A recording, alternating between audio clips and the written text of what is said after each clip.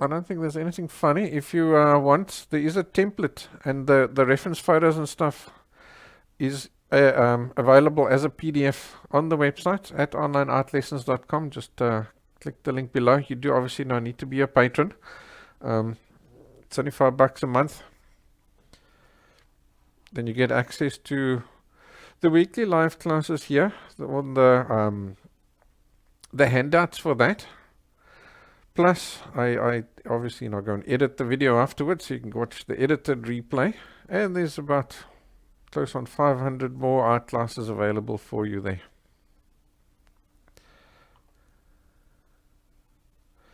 Alrighty, we are sort of on the hour. I think let's get going.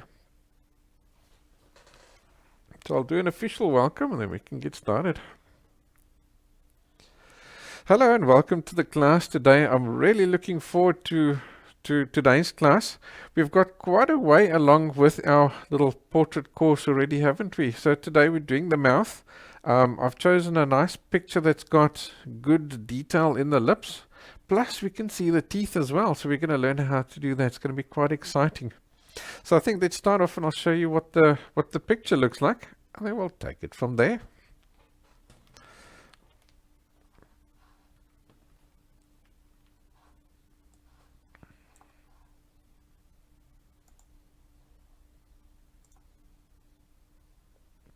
Alrighty, so I found this photograph on Pixabay.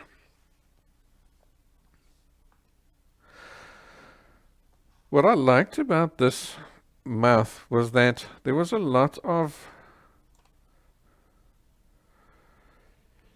detail. You got those little, almost like cracks in the lips.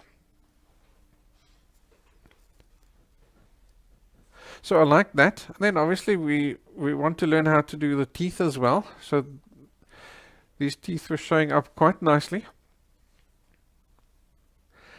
And then there wasn't too much detail around the mouth, and I was quite happy with that because I think we've done quite a bit of learning how to do the skin and the pore textures and so on. So I didn't want to have to concentrate on that in this class.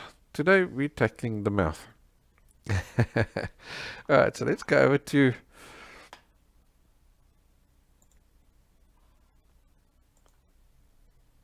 the drawing itself. Alright, so there is a printout. If you're a patron, you can hop on to the website and print out the PDF. So the PDF has got the reference photo. I've just cropped it to get just the mouth. And then here I've added what I would basically draw when I'm doing a mouth. Because if we take a look at the mouth itself, you'll see that there aren't any real hard edges. Let's bring that guy back for a second. What can I point with? Maybe this pencil here. No, his tip is too dark. Let's use that guy. Take a look at this edge over here. Can you see there's no hard edge? If the person is wearing lipstick, yes, then you've got a hard edge. But generally, you've got a soft edge over there and over here.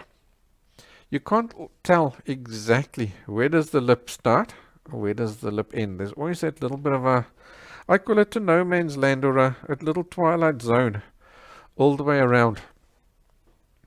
So we have to take care of that. So when I draw my outlines and stuff, I give myself a little bit of a gap. Can you see there? You would expect the line to be drawn over there, but I've drawn it over there. So a little bit inside the mouth.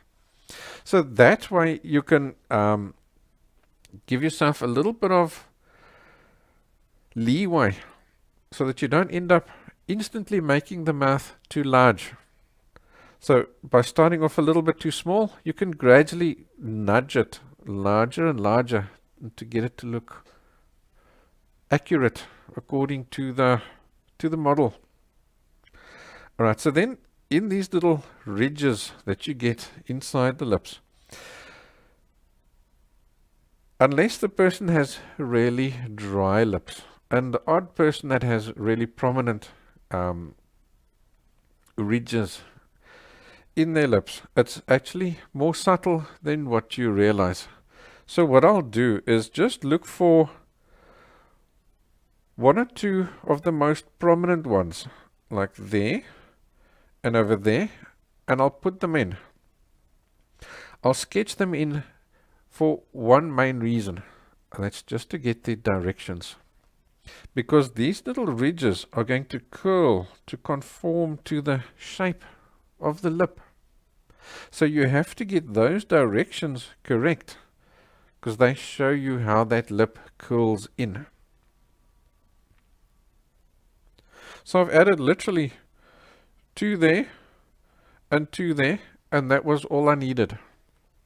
That should be enough to get you started with that curling. And then as far as the teeth is concerned, only that little outside ridge over there, and then there where the teeth meet have I sketched in. Here, can you see there's another tooth there, but it's quite dark. So I haven't even bothered adding in that little edge over there because we can't particularly tell where does that edge end. So by the time we've added this shading in here, it will appear automatically. Hi Christine and Val, great to see you. Hope you guys had a good holiday, and really nice to see you, Val. You've been scarce lately, must be a busy lady. And then take a look over here, there's one more line that I've added. So that there is your lip curls up, and then you've got, I call it, this is your bottom lip, and this here is also still actually part of the lip. I call it the lower lip. So it's the bottom lip and the lower lip. That's the top lip and the upper lip. This still curls over, and then your chin starts protruding out like this. So you end up with that kind of a situation there. So can you see what's happening? You've got that little bit of a shadow happening there because your bottom lip is casting a shadow on the lower lip. And then your chin, because he's pointing upwards again, catches the light. So you've got that little bit of a shading happening there.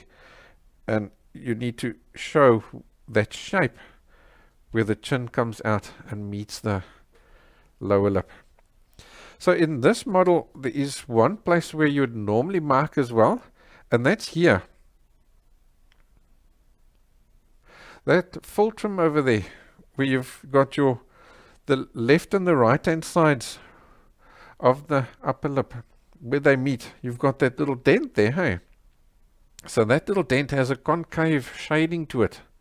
So I would usually add a shading or a little marking, something like that. Very light and very subtle, but just so that I know where does this side of the upper lip turn into the fulcrum, so that you've got that little where the highlight and the shading, the shadow shading meet. And then also that fulcrum has a little meeting place here by the top and the upper lip. Quite confusing, all this top and upper lip and stuff, eh? But you've got all these little meeting places. So that's basically what you're sketching out.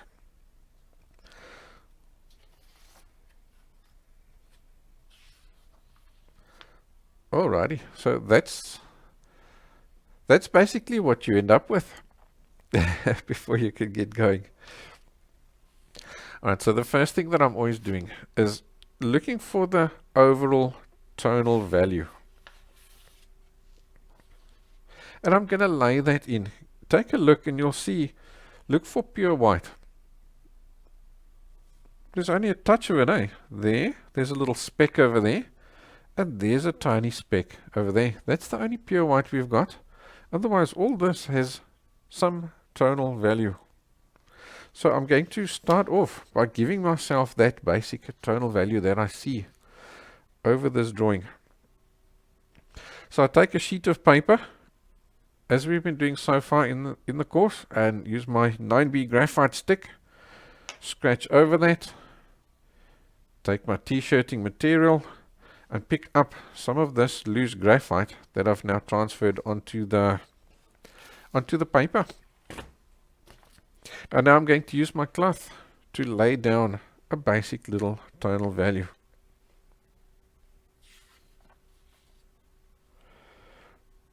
So now, needless to say, the drawing that we're going to do is not as big as the paper. So I'm just going to make myself a quick little mark. It's around there and around there. Just to have an idea of where to go or where to stop. Doesn't help we fill in the whole paper. So we'll give ourselves a bit of a border there.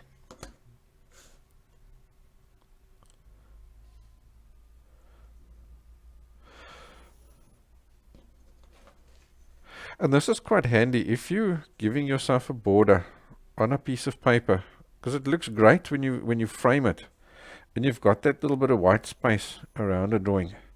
So now you need to keep this white space clean. So there's several ways you can do it. The first one is draw yourself a little border like I've done now, and then just do all your sketch work and work as close and accurately to that line as what you can. And then right at the end, just carefully come and erase the little bits that you've gone over. The other way is that you get yourself a really low tack masking tape, but it has to be low tack. And then you stick that down on this edge over here. And that way you can work right up and over that edge. And then right at the end, you just take your masking tape and you carefully remove it. But don't use regular masking tape. That will rip your paper.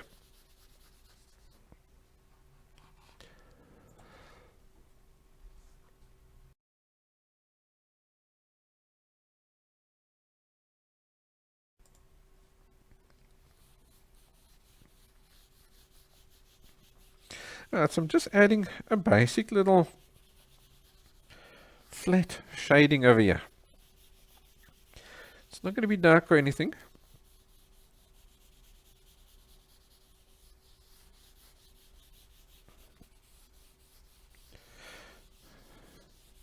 But that will now instantly allow me to erase any little highlights that I need.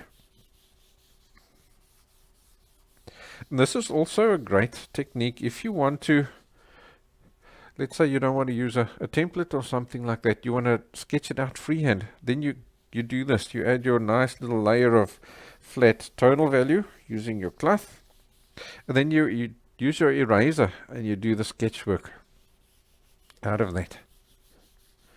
And that way, if you've made a mistake, you just take your cloth, rub over it again, and ta-da, you're sorted. It's as though that mark you erased was never there. Where if you're drawing with a pencil, you'll often see those marks that you've erased.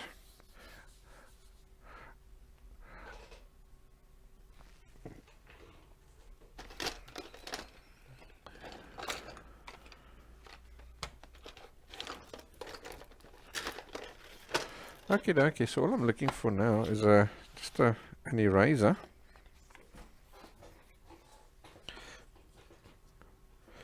With a nice sharp edge, and I'll just go all the way along that line that I've drawn over there.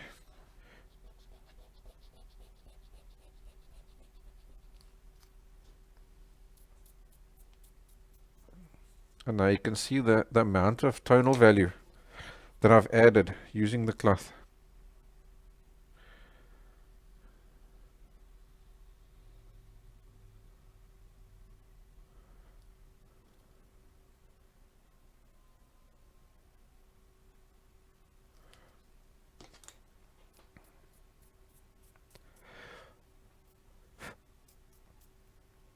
See that?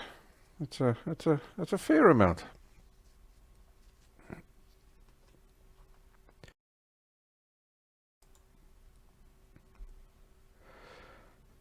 Okay, so let me put the reference photo down in the corner.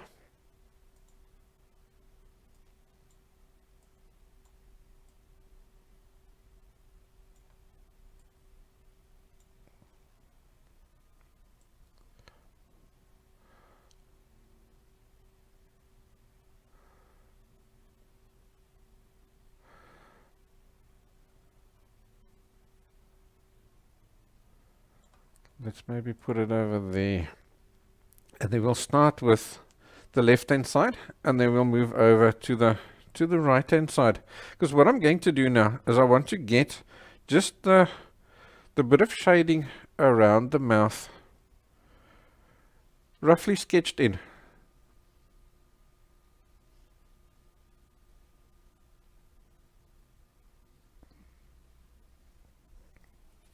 So the whole step that I'm going to be doing now is with the cloth and the paper. So you'll pick up some of that graphite dust onto your cloth and then you'll start drawing.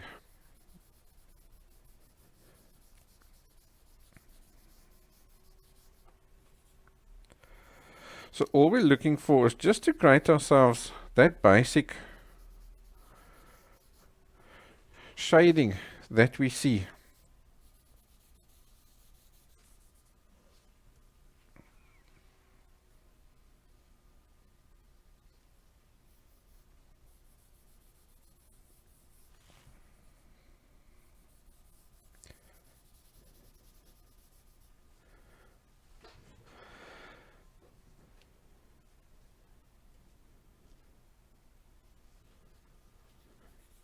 So this here is that side of the cheek that you're starting to see.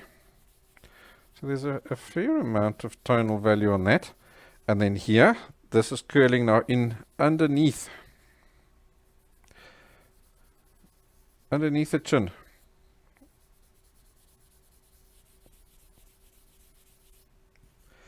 Now when you're using the cloth like this, it's never going to give you the full dark. But it helps you really quickly just establish the tonal values, where they sit.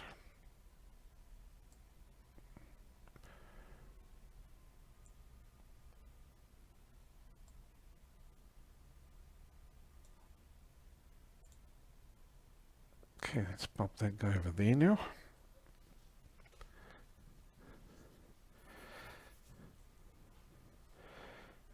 Alright, so here we've got that little dimple in the chin. So I'm going to try and work that in using this. So I'll put the darker bits over there, and I'm judging where that dimple is according to what I've already sketched out over there. It's roughly just to the right of this tooth over there. So it's in that vicinity there. Okay, let's put in this lower lip over there.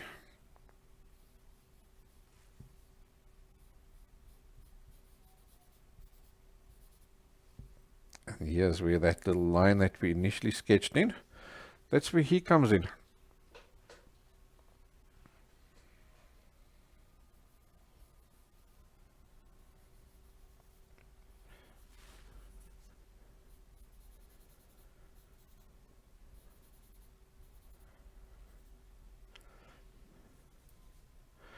And then here on this side, we have quite a bit of shadow because she's got her hair that's casting a shadow on the face over here. So we'll start adding that in.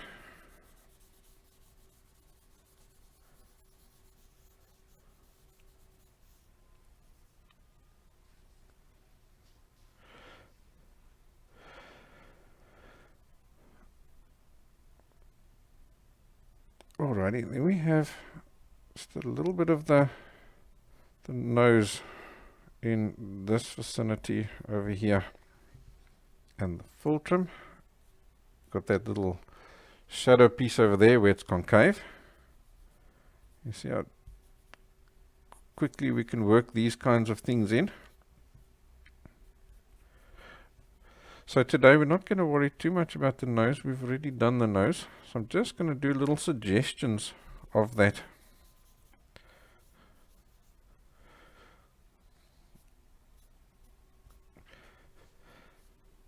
Right, so that full trim, you've got this side of the upper lip, it dents down, curling away from the light.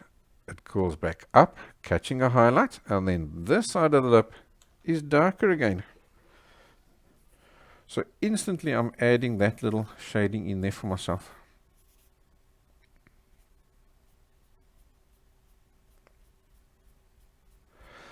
All with no hard edges. Can you see that?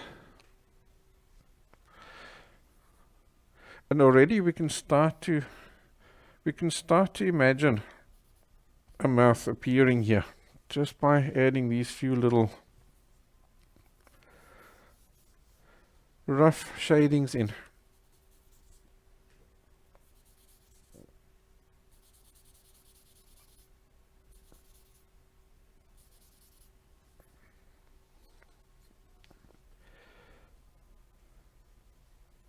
Alright, let's go back to the photo over here.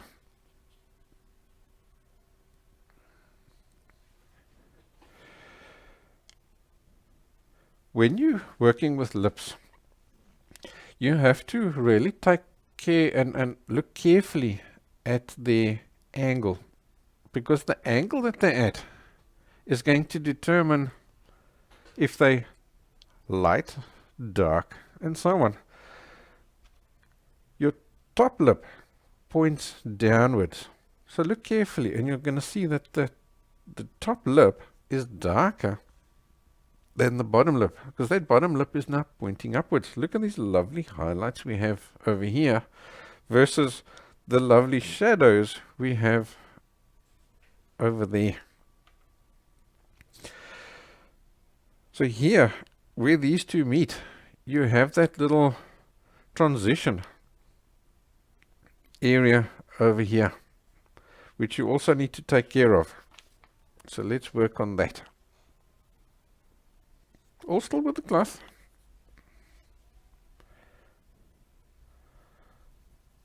So I'll start adding a little bit of a dark around there and there, just off the lip like that, and that gives you that corner of the mouth. Okay, we'll start adding some tonal value in here. As this top lip curls in towards the teeth, it curls more and more away from the light, becoming darker and darker and darker.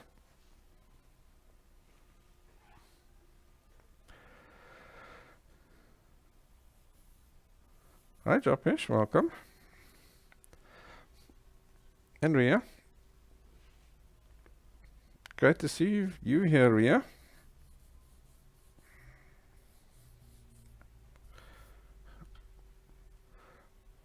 Hope all's going well with you. Alright, so let's get some of these tonal values in. So can you see there's nothing as dark as it needs to be yet. The cloth can never get you as dark as you need to go on your darkest tonal values. But it gets you started, and it gets you started really, really quickly. I mean, instantly, if I take that overlay away, instantly you can see that we're working with a mouth, eh? So that's pretty cool.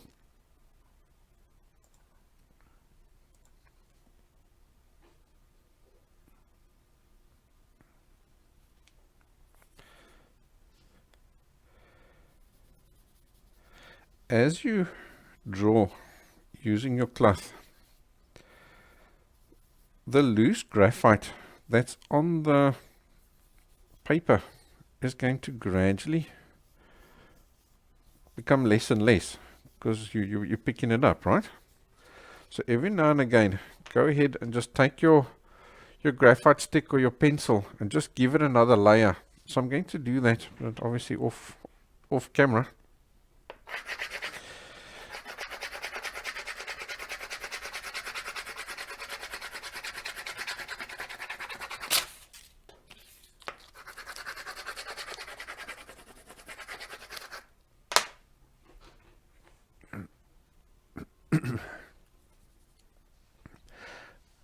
Okay, so take a look over here. Here's also a bit of a shading happening over there. And that's all part of that lifting up of the chin. That there.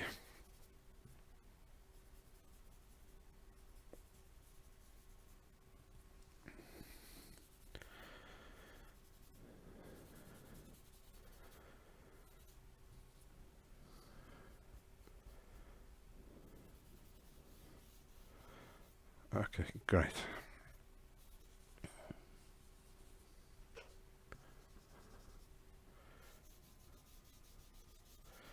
Alright, so we'll just keep building up, getting us closer and closer to this, what the skin looks like.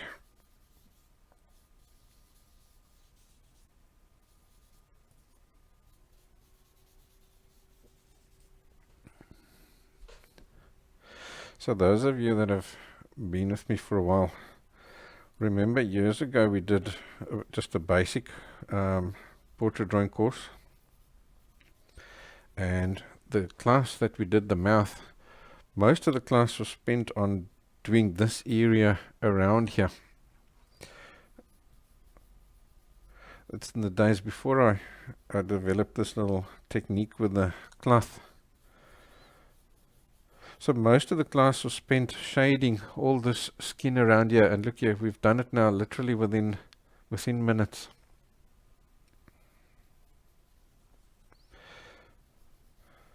Drawing with a cloth like this really does save you a ton of time.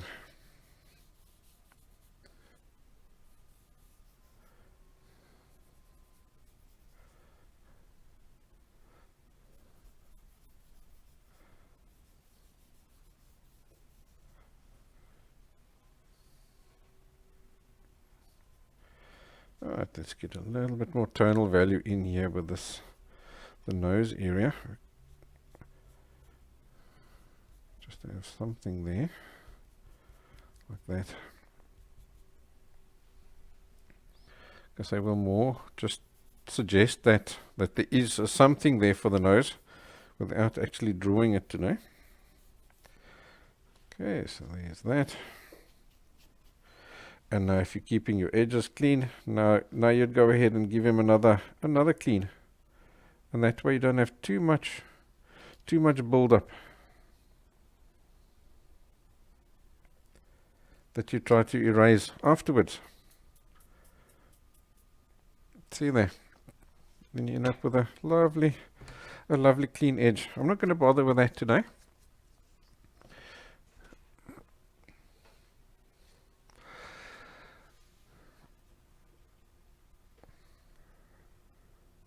Alrighty, let's start by just darkening up these skin tonal values a bit more.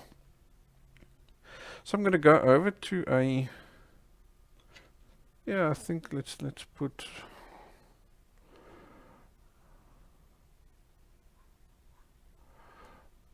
I think we'll move the face down. Then we can put our pencil reference up over there. Alright, so that's a purple pencil.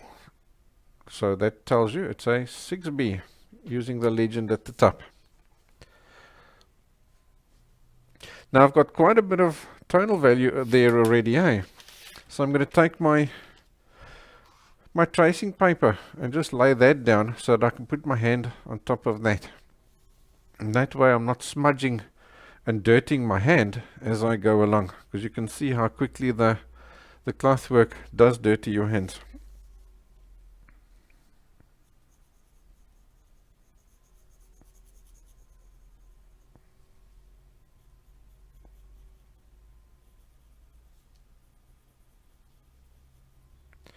So like I said, because we've already done quite a bit of learning on how to do the skin and the pores and all those details, I'm not going to concentrate too much on this outside area today. I just want to get a very basic shading so that we can visualize the shape of the face. And then if there's time, we can come back and fine tune all of this and add more detail to it.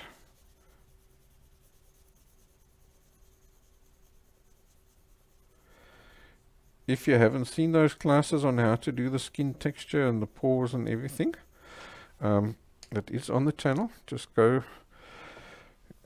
to the channel page and you'll see the classes listed there on YouTube or on the website. They're also there under the pencil drawing portraits section.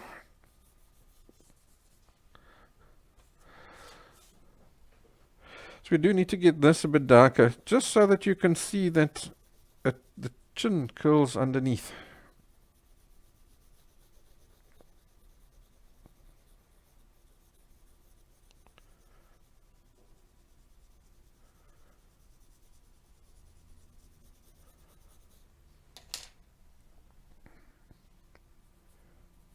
So I'll just pop that down, and then I use a cloth to soften up.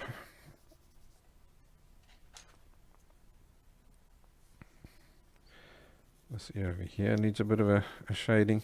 So the cloth gets you a basic shading, and that shading is never perfectly smooth because you don't necessarily go over the same places the same amount of times. So it's always a little bit uneven. For example, can you see there? There's a lighter area. So you've got to come back in and just, I call it polishing. You're adding a little bit of tonal value there and you're polishing it smooth.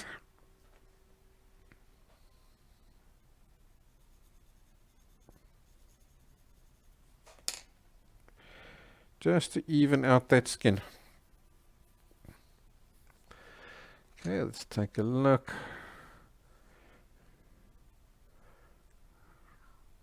I think it's probably roughly around here. We've got that little dimple area.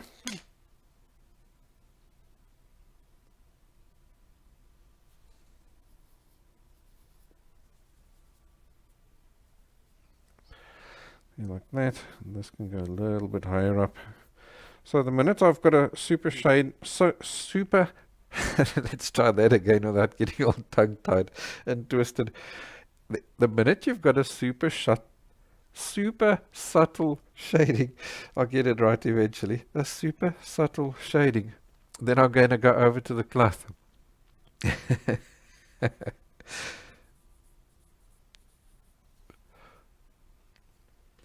Okay, here it's going to go quite a bit darker because we've got all that hair there. Again, I don't think we'll draw the hair today. I'll have a separate class on hair. So we'll just draw the cast shadow as though that hair's not there. It's just out of picture.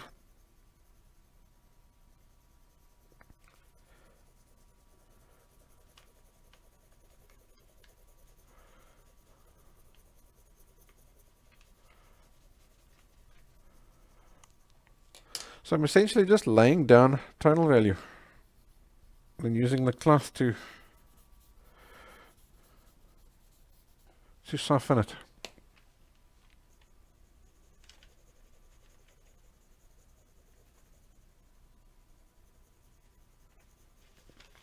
And I'm not pressing hard. Absolutely no pressure on the pencil. I'm letting the softness of the pencil do all the work for me.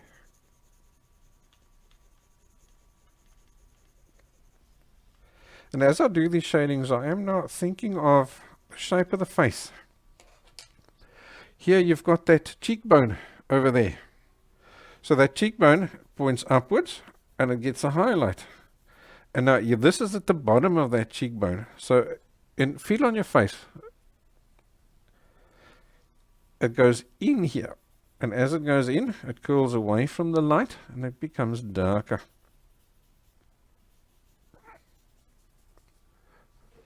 And that's what gives you those different shapes that you're drawing.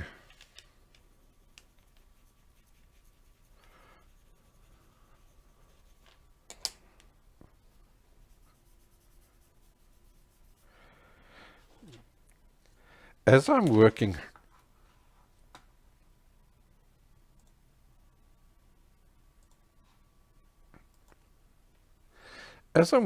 I'm not shy to do this.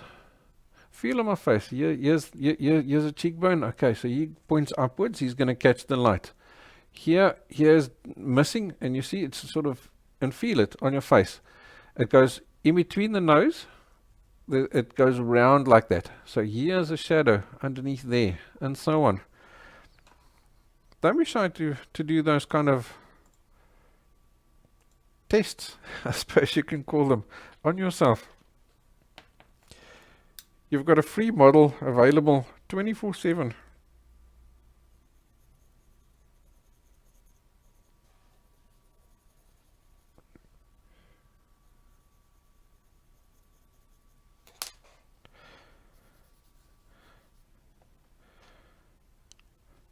Alright, and then here I can see this needs to go a bit darker. I'm going to not take it fully dark because I don't know where that ends yet, but just a little bit darker here. I can see this patch here needs to be, it's one of the darkest spots on the whole drawing.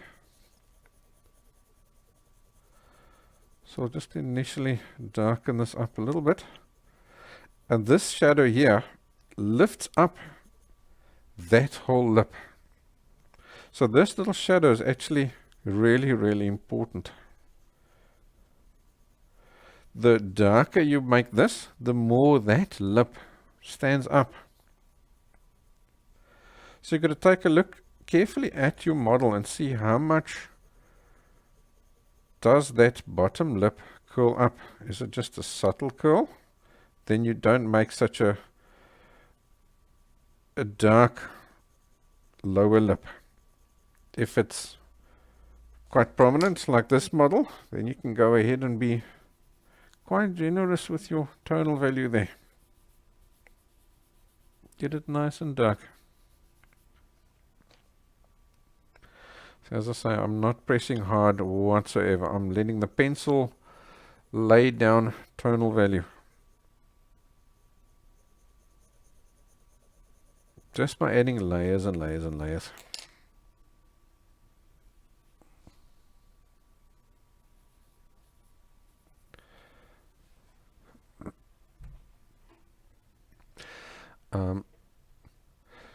Kelly's asking what type of cloth I'm using. It's just a standard t-shirting material, Kelly.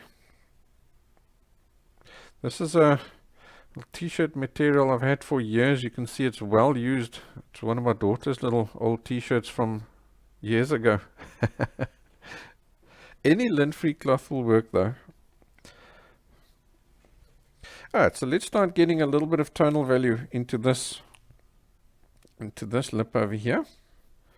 He's darkest at the top, so we can pop some tonal value down there, and there's got a lovely highlight over there. Then he darkens up again as we curl around, as he curls around this way.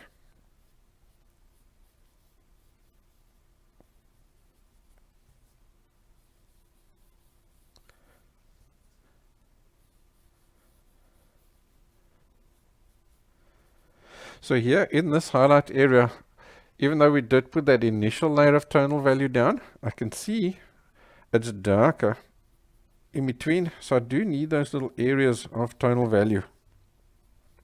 So I'm going to add some extra tonal value there as well.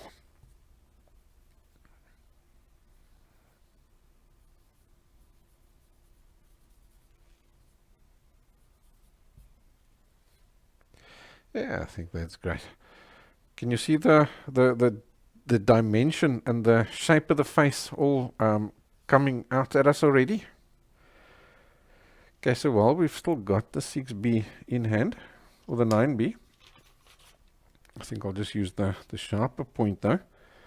I'm going to just add this in over here.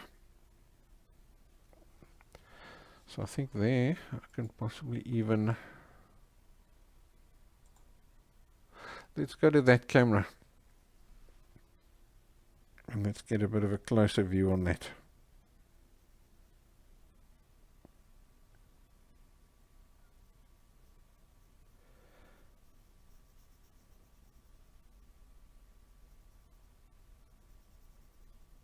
I'm just going to fill this in. I'm not pressing hard. I can still erase all of this at any stage.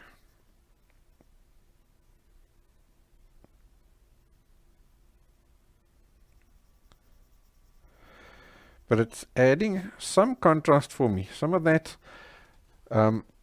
full contrast that we need to be able to judge the other tonal values that we need to put in.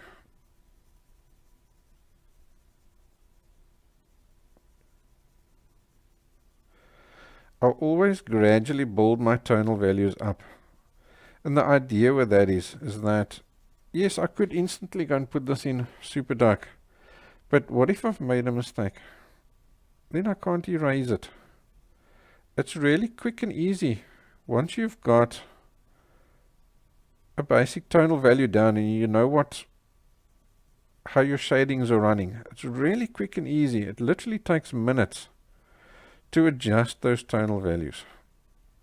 A little darker or a little lighter or a little whatever. But if you've gone too dark and you've pressed hard and you've damaged the tooth of the paper, you flattened the tooth of the paper, you can't lift out anymore. So just adding that. Let's go back to the wider view again. Can you see there? It's giving you tonal value that will help you judge all the rest.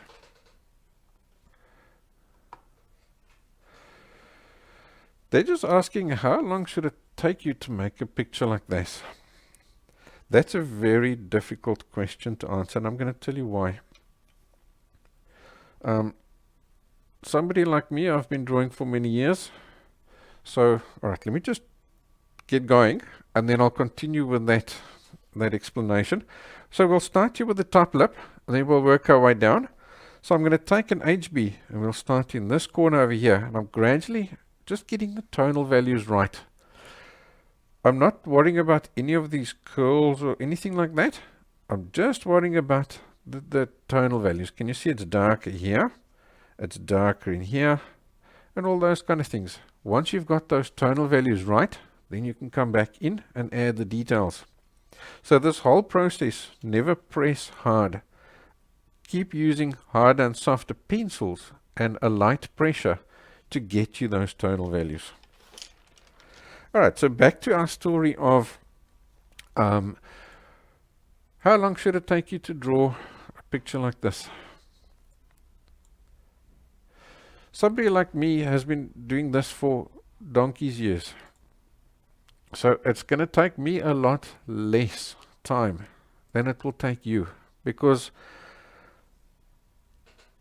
my eye has been trained a lot longer to see the different tonal values and all those differences in tonal value, subtle changes and so on. So when you're first starting out, things are going to take you a lot longer. A drawing like this, because it's quite a big mouth, right? It could easily take you hours and hours and hours to draw. Maybe even a day. But it doesn't matter. I always tell everybody, it doesn't matter how long it's taken you to draw it. It's the final result that matters. So you could draw a mouth like this in 15 minutes if you wanted to. And it could look good too, but you're never going to get the detail out of it. So if you don't want a detailed drawing, that's great. Then you can draw in 15 minutes. You saw when I was using the cloth just to establish the basic shape and contours of the face and the lips and so on. It didn't take long. It was really quick. So for many people, stopping at that stage is enough. They're happy with that, and that's fine. So then it can take you really quick. Alright, so as I'm working here, I've got one or two little lines that I've left myself for the directions. So if you're scared you are going to lose that line, just come back in with your eraser and just carefully, every now and again, just lightly put it back in again.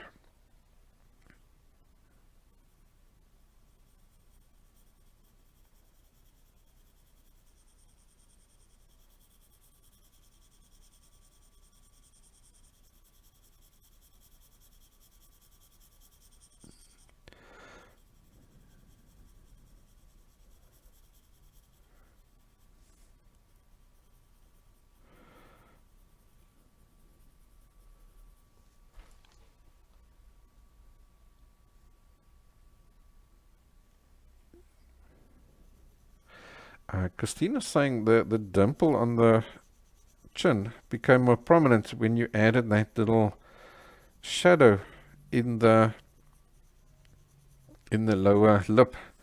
And yes, it will, because now you've got that contrast that you need for that dimple to now stand out, eh?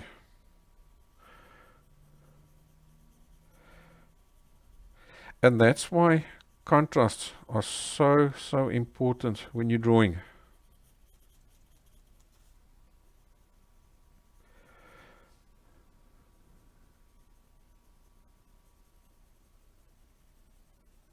I learned a saying from another artist. His name was Andre Grobler. And his saying was, you can't have bright lights without dark shadows. And I want you to think about that. To make something look bright, if everything around it is bright, it's not going to stand out as bright. But if you've got black right next to white, I mean, then your white looks really bright. Right? too many rhyming words there in that sentence. But if you've got really light yellows and pinks and stuff next to that white, it's not going to look that bright. Okay, so as I'm adding this in, tonal value in, I'm comparing the whole time with what I'm seeing on the screen to see whether I've gone dark enough yet or not.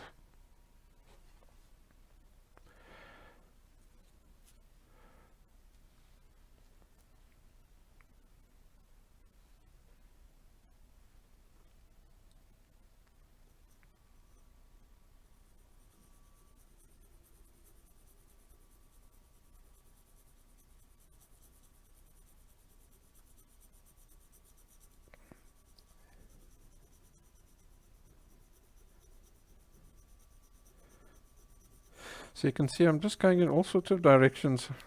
Sometimes I'm using a circular motion, sometimes I'm using straight lines. All I'm trying to do is get flat shadings, no textures or contours in these shadings. All those textures and contours will add in as we go afterwards.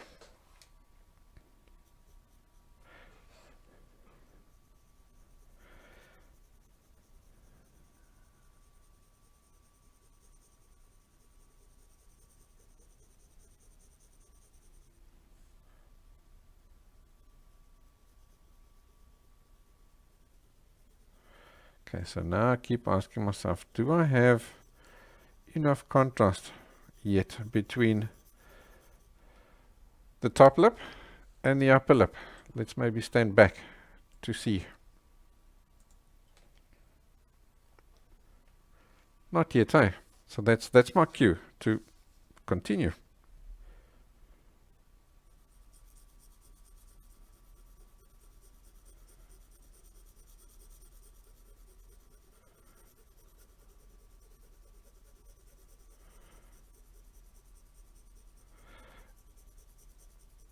And if the HB is still getting me gradually darker and darker and darker, then I'm going to stick with it and just add more and more layers.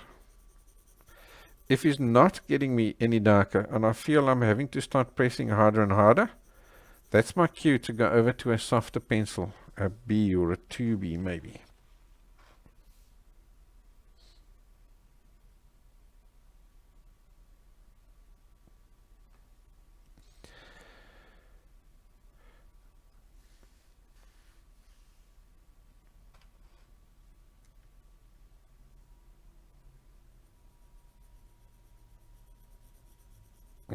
Patricia's laughing at my saying donkey's ears. Yeah, it's just a common saying that we always say in our house. It just means ages ago. If you've been doing something for donkey's ears, you've been doing it for as long as you can remember.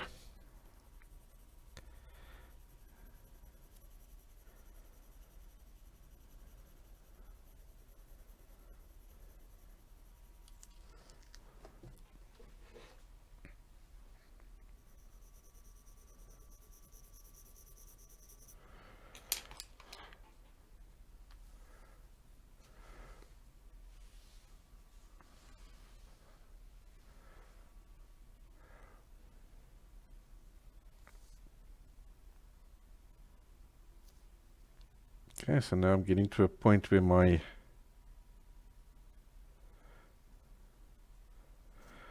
little lines are starting to disappear on me, so I'm re-establishing them. And yeah, these lines that you may draw in, chances are they're the darker ones. It doesn't matter if you're erasing them now and they're now suddenly lighter. That's fine. That's not a problem.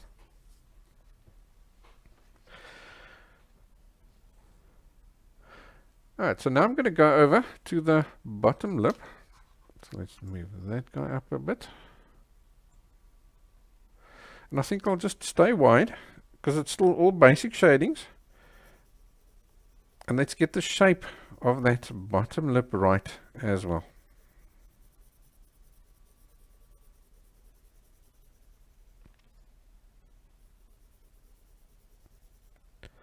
So there's a tiny, just a smidgen of the bottom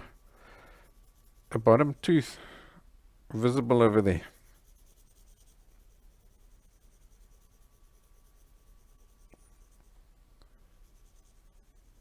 So this lip over here, it's dark at the top.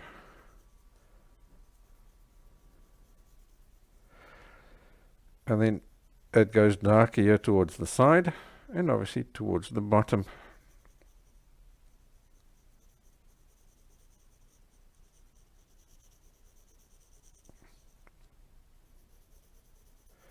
Here, look really carefully, and you're going to see there's a little bit of reflected light on that little ridge there where the bottom lip and the lower lip meet.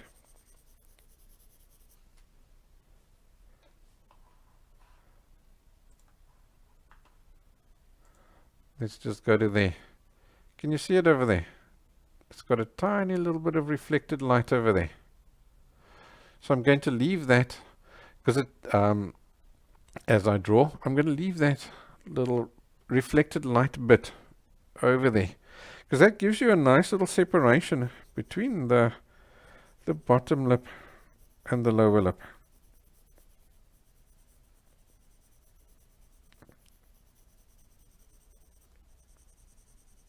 So I quite like that.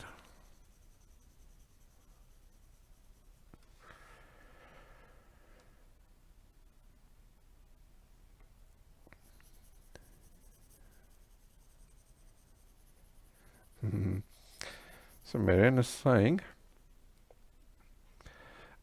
anybody, what do you mean anybody can draw a mouth? It's not like anybody can draw like this.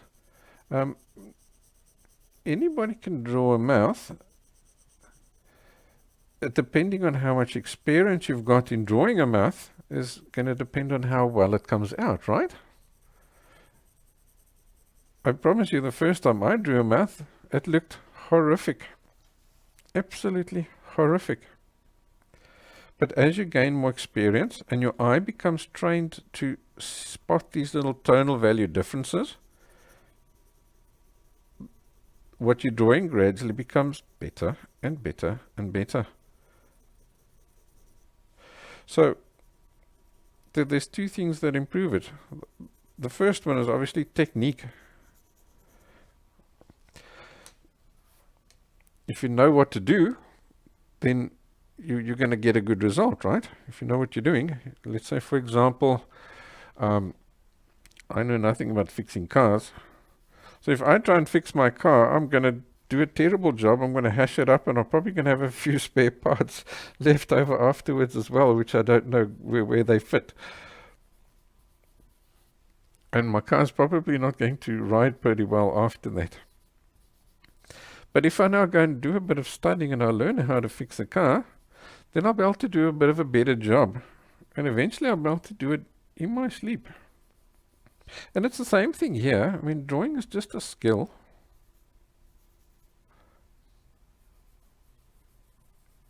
So here you've got just that little corner of the mouth.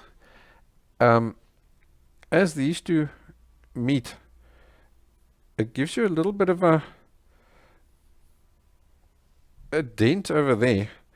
And that dent causes a little bit of a very, very subtle highlight over there. So I'm adding that in. That super subtle little highlight there.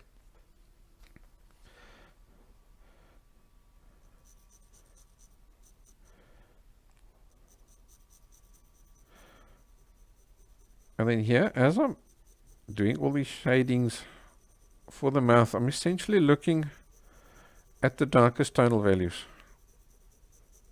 on the lip, sorry.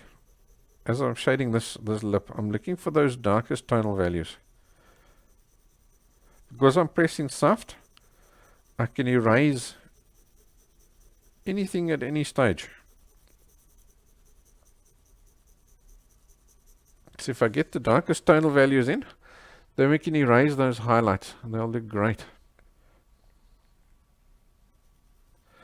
Okay, I still need to go a little bit dark here on the bottom of the lip. So, and as you can see, I'm using the chisel point. I don't know if you noticed that. I'm using the chisel point. The chisel point gives you the smoother shadings.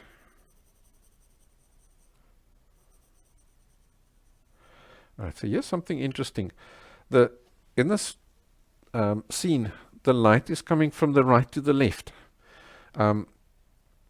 We can see that because this is lighter than that. So by the same token, as this lip curls around like that, this side is pointing more away from the light, and this side over here is pointing more towards the light. Right? So this here is lighter than that. So this lower lip, we've got this guy casting a shadow over there. So this is making that appear darker than that, because you've got a little bit of a highlight over there.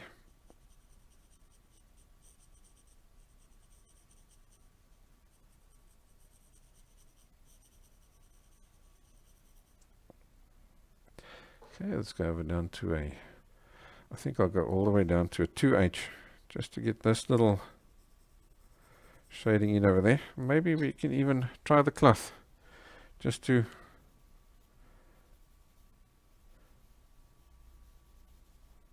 make that disappear over there. Yeah, that seems to be working, eh?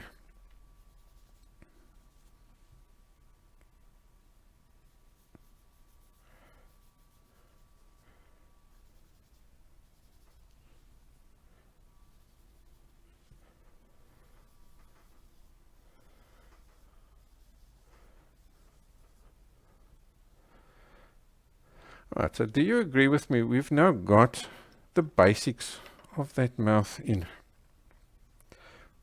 We can see where everything is, and we've got the positioning of everything right. Especially if you've just sketched this out. You haven't used a template or anything like that. You've sketched it out freehand. This is the stage now when you're moving things around. Because you're not pressing hard or anything yet, you can easily move things around and get all these little shadings correct, their positions. After this stage, it's not going to be so easy to do that. And that's why we never press hard at this initial stage, because it allows us to adjust and move things around. Alright, so that's that. We'll leave that at that. I think let's give ourselves a suggestion of the nose. So let's just bring that reference photo down to, I think all we've got from the template is roughly about,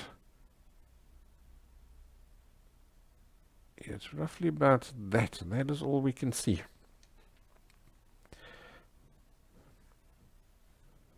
So all I'm doing now to get that in, because I haven't drawn it in, there's no outlines for it or anything like that, I'm going to judge. If I draw myself a mental line down there, can you see it ends just to the right of the or just to the left of that left-hand tooth. The other option is you can say it ends just to the left of that corner of the mouth. So then you do the same thing here on your drawing. You say, right there, I've got the corner of the mouth. Just come straight up. That's where that nose starts over there.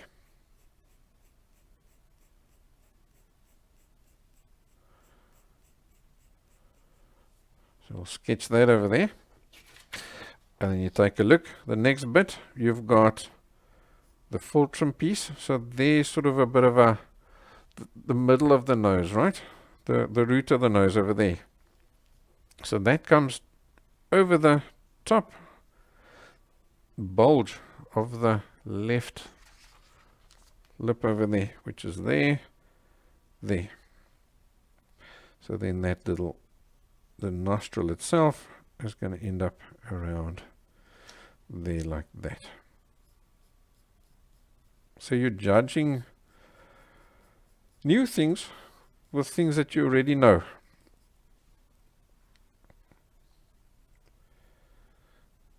That guy over there, I think I did roughly estimate him in correctly the first time with the cloth. So that was a luck. Didn't need to move him. And then we've got this nostril over here, which also again seems to be over that bulge.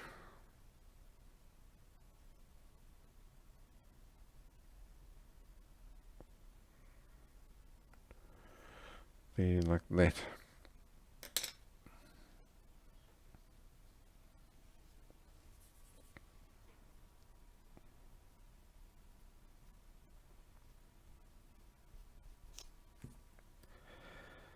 Okay, so now that we've got our positions, we can adjust our tonal values and stuff.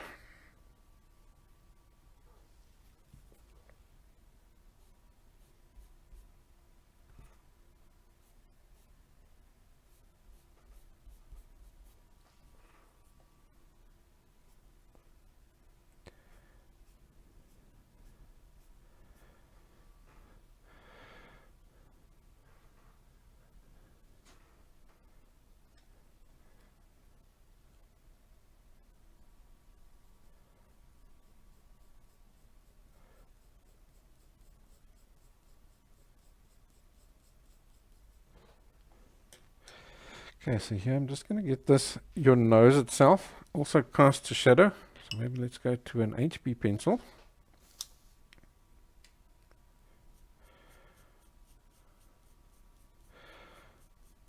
So it's not a hard edge over here. It's all just a shading.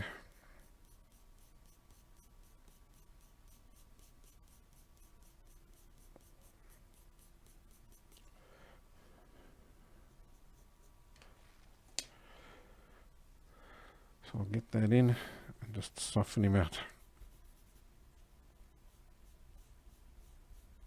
to show that it's a shading. And then darken him up again and then soften him out. Darken him up, soften him out.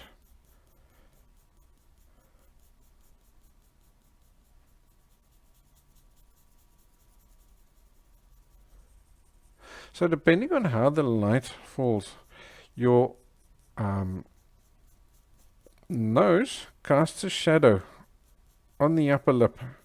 So you've got to look out for that, because that shadow lifts up the nose off the face.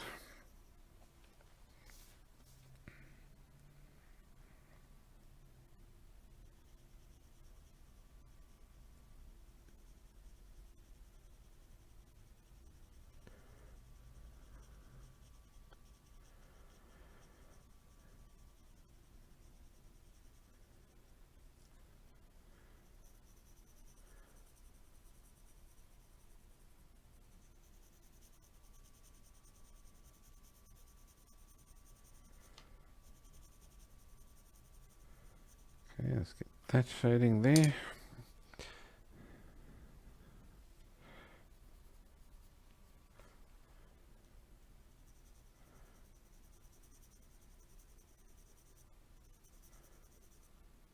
So everything is quite dark, and all these shadings are quite subtle.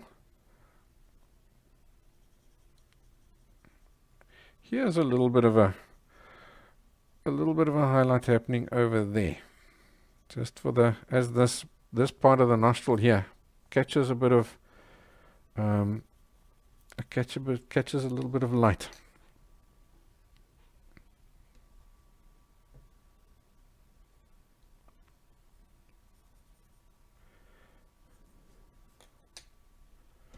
So I'll take my kneaded eraser and just tap out that shape over there.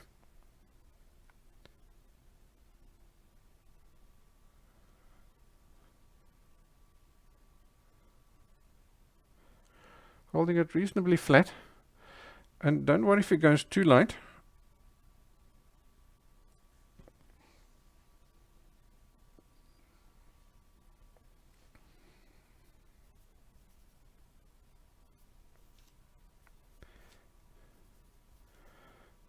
That's what we've got there. I think that's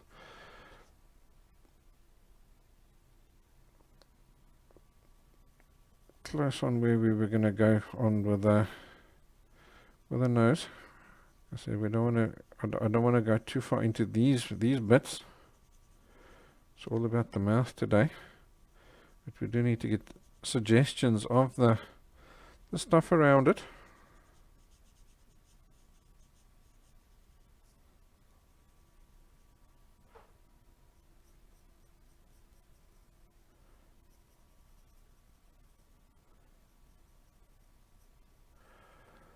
There's the few little shadings there. That should do the trick.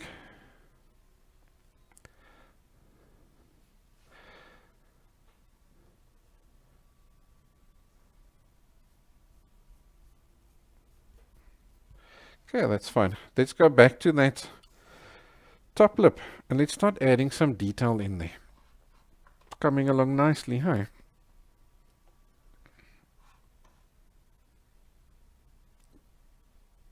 Maybe we can stand back for a short while just to see that and compare.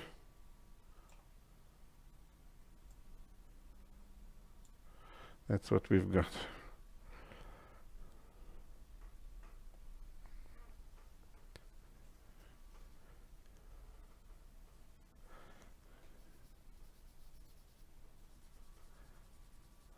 Let's just get that little shading there.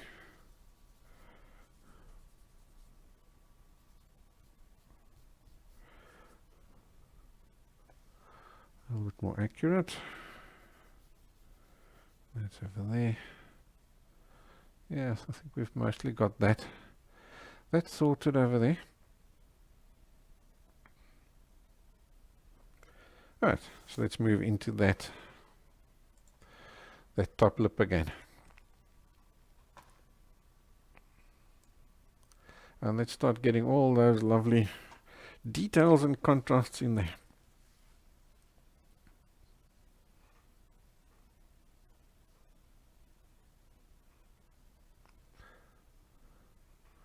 Okay, so Skars is asking, is that a cloth I'm using for blending? Or is the cloth for blending or for applying the graphite? Well, both.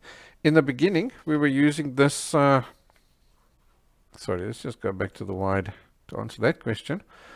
In the beginning, you're using your paper that you've now scratched the graphite onto. So then I'm literally using the whole cloth like that, picking up as much graphite as I can to lay down that initial tonal value. Then I start, later on, I put my finger inside the cloth. So now I'm picking up just little bits of graphite at a time in order to do more detail work, like these kind of shadings over here, because now I need to get the graphite in at specific places.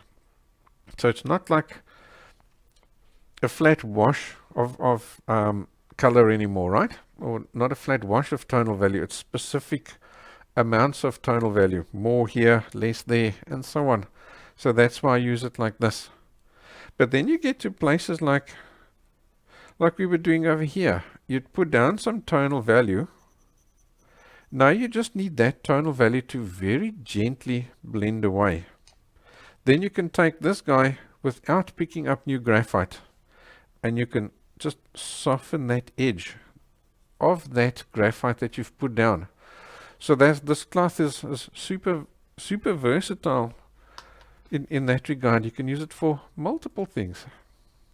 Pretty handy, eh?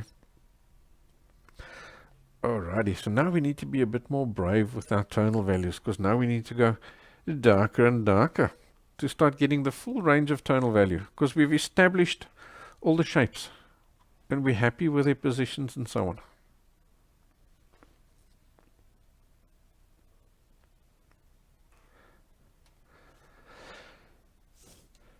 So now we can be bold, and now we can start adding detail in as well.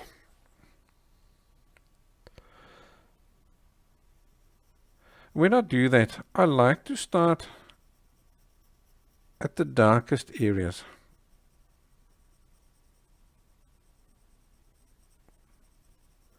So I'm going to start in the dark area and just gradually work my way lighter and lighter.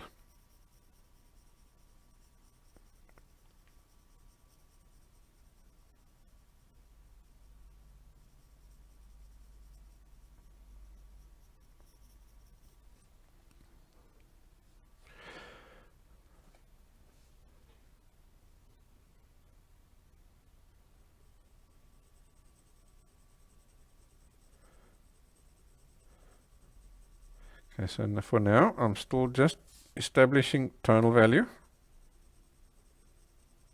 in the dark areas by laying more and more layers down. So I'm using the silver pencil or the grey pencil, so you can see that's a 2B.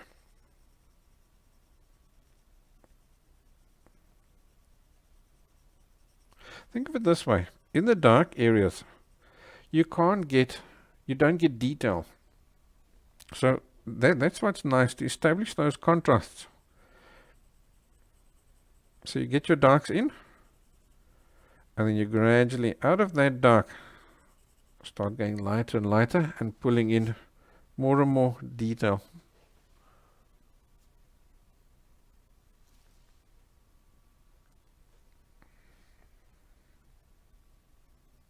Here I want a good contrast between the top lip and the bottom lip. Make sure you get a found line over there. So I'll do that. Add enough contrast for those guys to stand out. Because that found line that you've got between the top and the bottom lip gives you distance and separation between the two.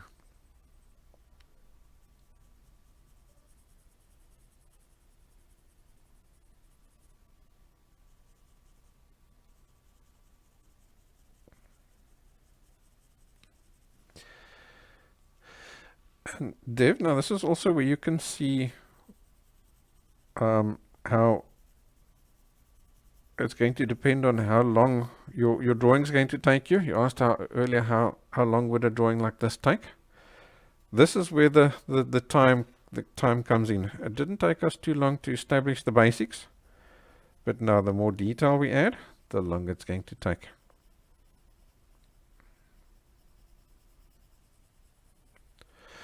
So for some people, their patience maxes out at a point, and then they just call it a day.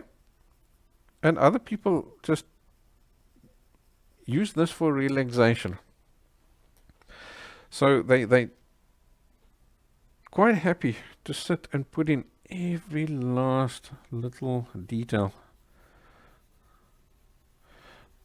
So my aim here is not to add in every last detail, but my aim here is to show you how to do it so that you can continue and add in every last detail if you want to. Alrighty, so now we can get to some nice detail. Let's zip back to the photograph and let's go and see what does it look like. What does that detail look like? Okay, so we all know that there's like little cracks inside your lips. I don't like to think of them as cracks. I like to think of them as ribs or little hills and valleys. Because unless your lips are really, really dry and they literally are cracked, take a look and you'll see that it's gradual. It goes deeper in and it comes out again. It goes in, it comes out, in and out. So it's like little miniature hills and mountains that just happen to be running along the length of the lip in that direction, but in this direction it's just little bumps. And that's what you are drawing. You're looking for bumps because each of those bumps has a highlight and it has a shadow, right? So let's see, how can I demonstrate that? Yeah, let's take a piece of paper. Let's just take a sheet of paper and let's see if I can. I'm going to fold it like that. So this is your lips under a microscope. Now if only I had one more hand to hold this in place for me, then it would be easy.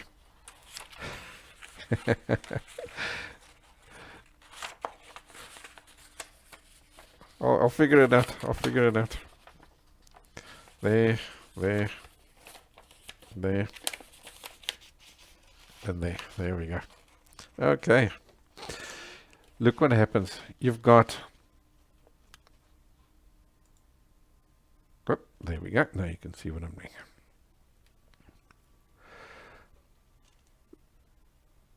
This here is your lip under a microscope. So in this case, our sun is also coming from the right to the left. So can you see on that one ridge, it's highlight, and then it goes darker, and then it goes lighter, and then it goes darker. And that's what you're doing. Let's go back to the photo.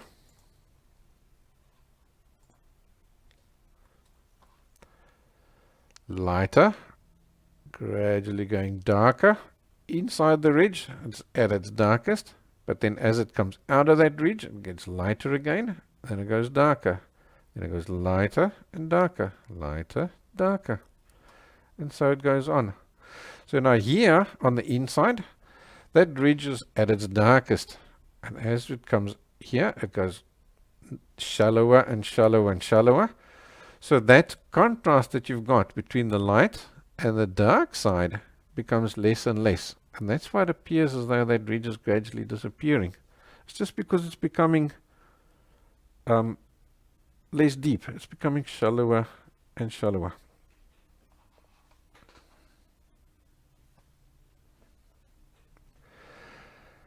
So let's go and do that.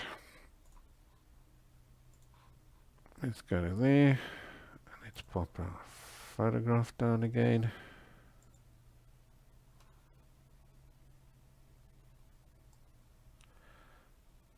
That should be enough zoomed in so you can see the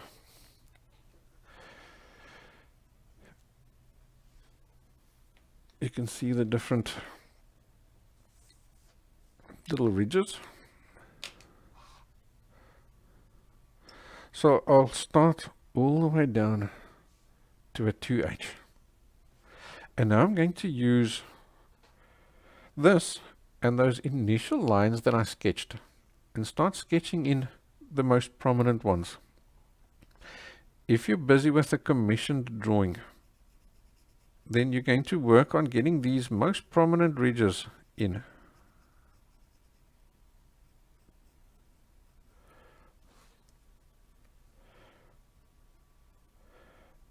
And you're going to put them in along the contour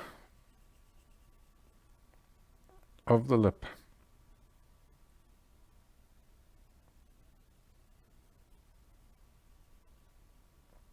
So can you see the way I'm putting them in? They're not excessively dark or anything like that. And I'm just judging them according to stuff I've already got. For example, here I'm adding in that little ridge over there. That ridge meets up with where those two teeth meet. So I start there, and now I'm looking at the shape, because it's going to follow the contour of the lip the whole time. So as this lip curls around, those contours change. Let's get this guy, then we can draw on it. So let's take a pencil. Let's draw a few more of these contour lines in there. And you'll see what happens.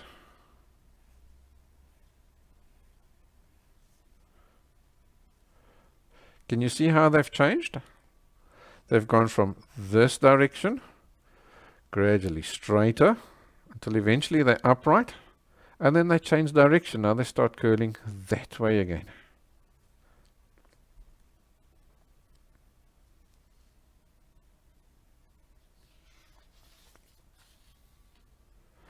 All to match the contour of the lip.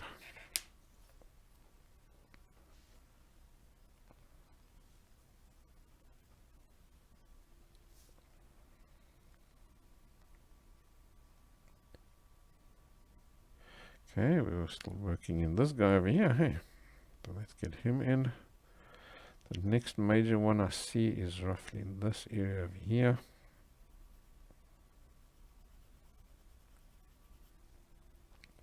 And then there's some over here.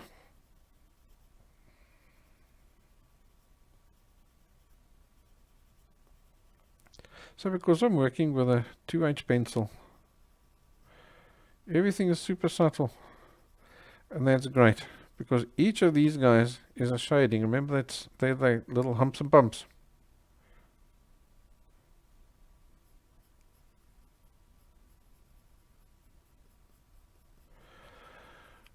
So I'm now able to shade all of these guys.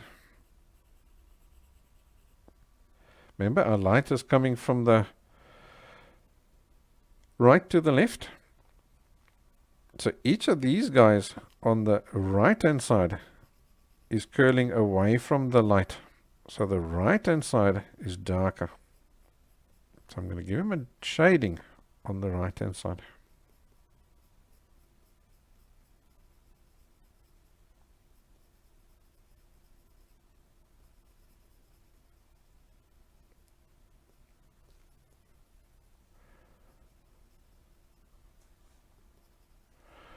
Okay, and now we can go to a Kneaded Eraser. So it's like this. I've taken my Kneaded Eraser and I've formed it into a nice sharp point like that.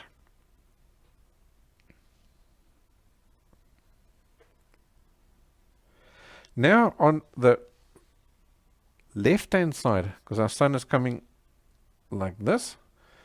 So as that little bump over there points more towards the light, it's the piece that's closest to the light, is going to be in highlight. So I'm going to add that in. So it's going to be just to the right, or just to the left of these little shadows that you put in. And don't panic too much if it seems to be a little bit too light here at the moment. That's fine.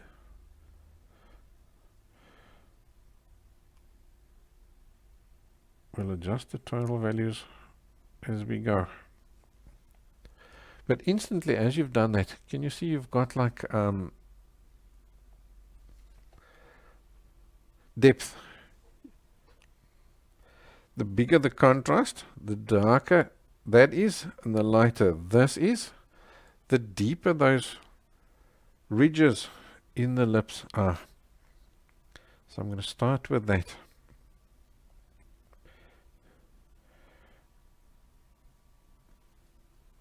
And now you can either use your pen-shaped eraser, or you can take this guy and form a chisel point just by pinching him like that. You see, it gives you a really thin little chisel point. One of the two. Now you're going to start adding in the finer ones. Those little details that you see over there, gradually start adding them in as well. Now they're not important, so you're going to just do your own thing. So what I usually do is, let me grab this piece of paper and I'll show you the movement that I do. I'm doing this.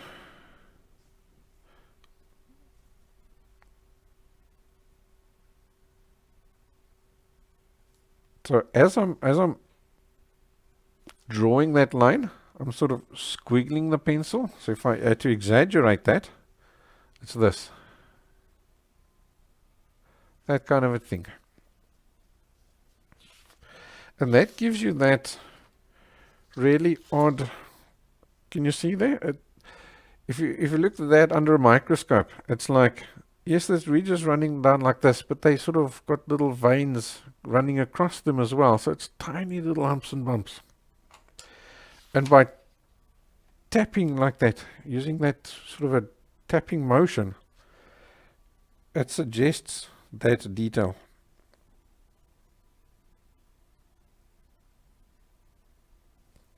So every now and again, come back in and just fold this guy over and create yourself a new chisel point. Because you're using that chisel point there like that, it doesn't take much for it to become dirty, because it's just that tiny little, it's just that tiny little corner over there. So you have to constantly fold him over to get a new little corner.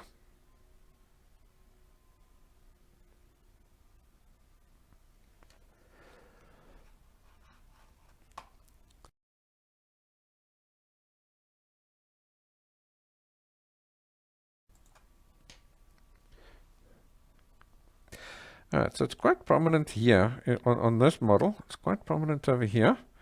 Then it becomes less and less. So I'm going to put over here, and as we go that way, I'm going to just space them out until eventually I'm not really adding anything. Just a few odd little goodies over there. Okay, let's continue around to this side and do the same thing.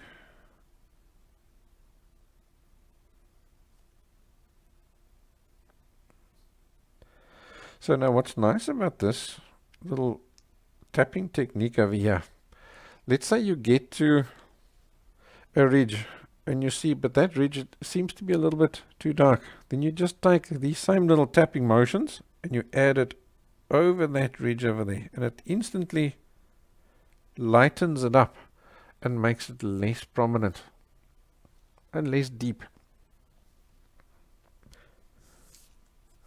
Alright, so let's continue on to the other side. Let's just get the two back to the 2HA. Add these little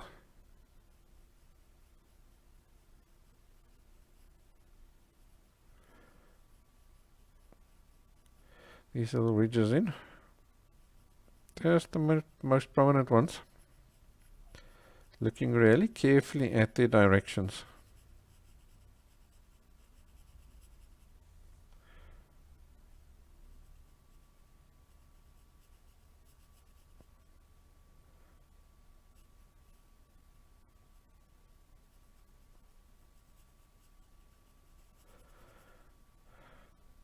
And just try your best to get them accurate. I promise you, even the model herself does not know where those little cracks and lines actually go, where they are.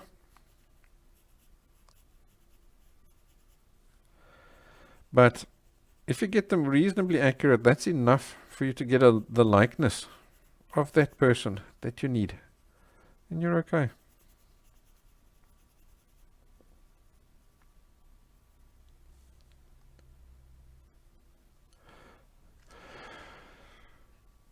For example, can you see on this model over here, her lip goes like a bit of a dent in, and then it comes out again. It's got a little lower part over here. So you've got to add that little bit of a... That's also all part of this cracking kind of detail. So you're going to gradually add that in, so that the lip does go a little bit of a dent over there, because that will give you the difference between getting a likeness of this person and or not. So I'm gradually working that darker until I can see it's closer to where it needs to be.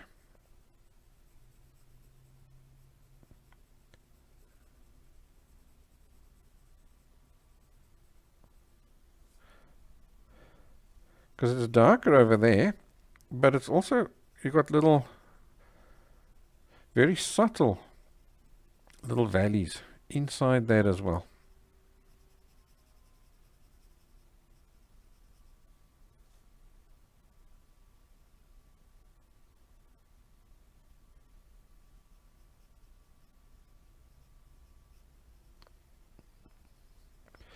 Okay, so they look good over there. Let's go over to our rounded point. Add the highlights in for our little humps and bumps.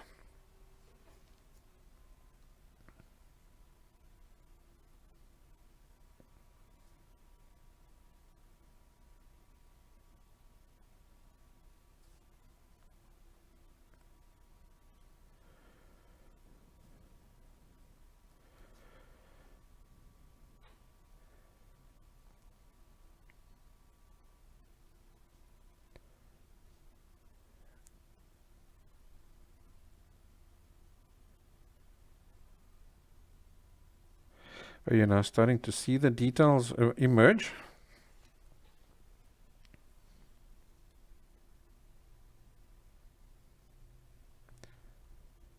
So now we've gone from really basic, just creating the shape, and now we've gone all the way to getting fine detail.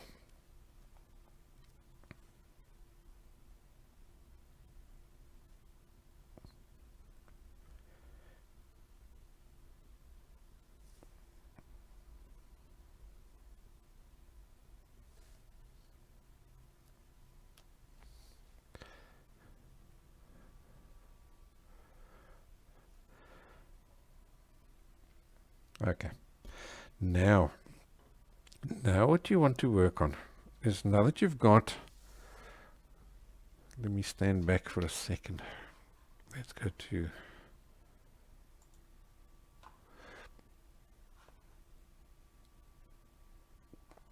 there.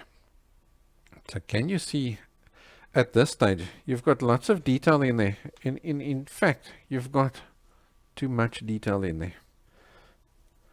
And that's exactly where you want to be at this point.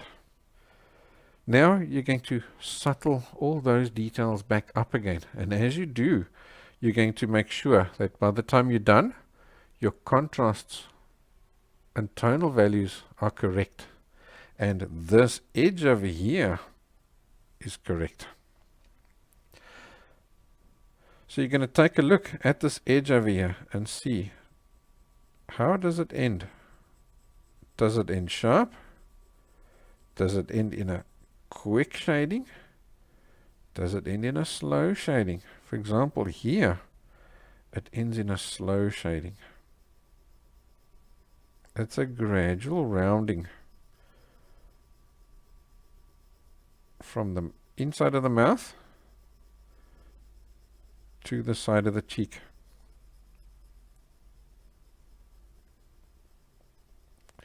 Here, however, it's very, very subtle. At the top there, you can barely tell where does the top and the upper lip meet. Barely tell. So all I'm doing here is just going over and softening up that tonal value over there. Just adding an extra layer of tonal value over that whole area over there. What does that do? It softens up those heavy highlights that you've added. And you can come back in here with the darker guys and darken up. I think we can even go all the way up to say a 9B or a 6B. Yeah, let's just use the 6B. Because it is nice and dark in here.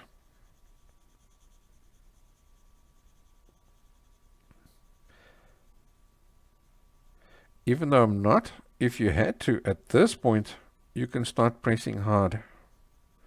Because everything is in place.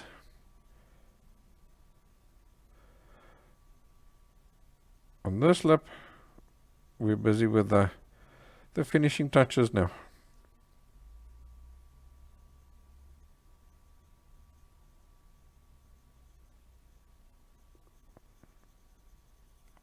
So is this process starting to make sense now? In other words, you get the basics right, just the absolute basics. That tells you where everything is. And you make sure that your shape and positionings and stuff are correct. Then you come back in, you add the detail in. And your detail that you add in is not necessarily correct. It's close, but it's not correct. So then you come back and you fine tune that detail that you've put in.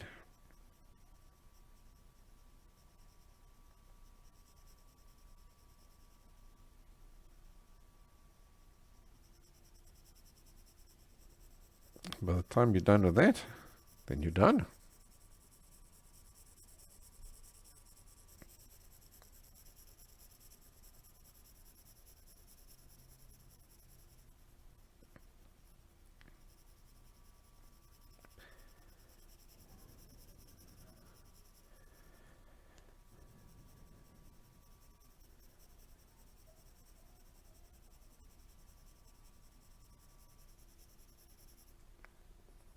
Think of that initial detail stage as putting in the detail when there's lots of light.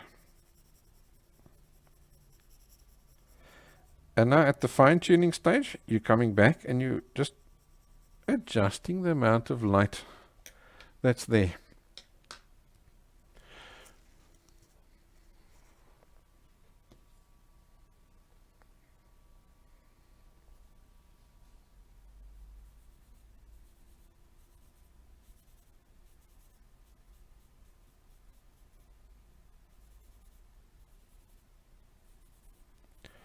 Okay, so here I'm even just using my cloth just to fine tune and get that tonal value correct over there.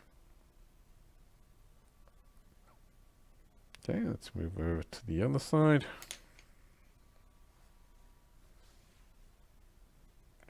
How are we doing for time? Time's not too bad.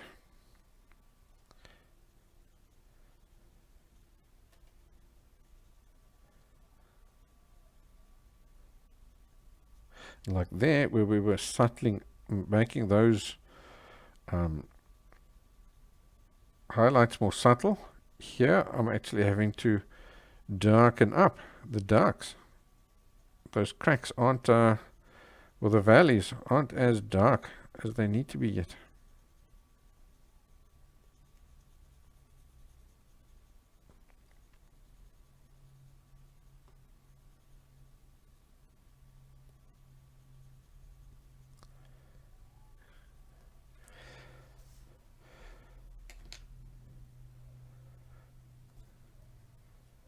Okay, over here on this edge of the mouth, also nice, gentle little softening over there.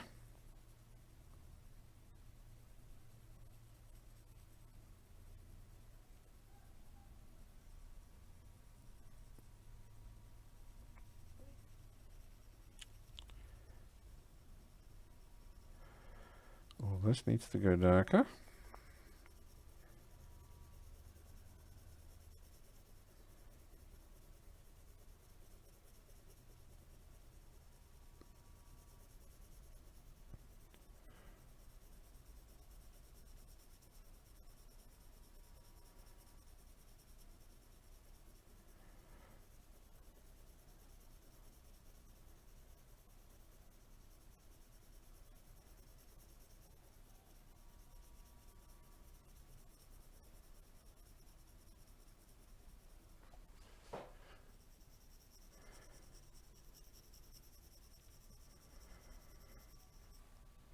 Okay, so I'm just working on tonal values now. Oh, this here is still too light. Gradually pushing it darker and darker. Maybe you can't get the top lip too light because it's pointing downwards.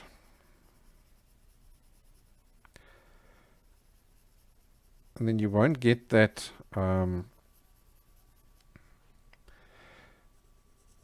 that nice contrast that you need for when you do the bottom lip. Okay, now I'm going to go over to a sharper pencil and just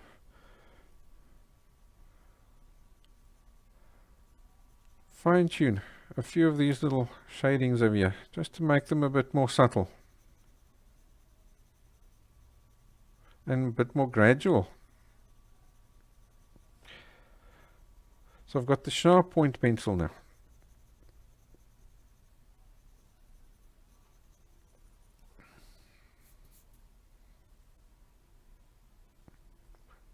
So now you can come back in with very specific details. Let's go closer in.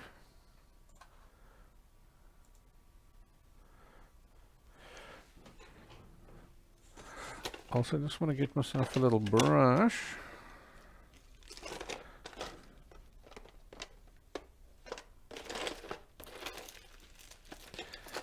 Here we go. Just a little brush just to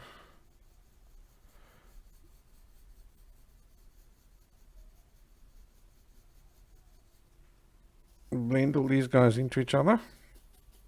You can also use your blending stump. Don't forget about your blending stump. You can also use him now at this stage, just to get finer details in, because he's going to pick up tonal value, and you're going to use that to put it at different places.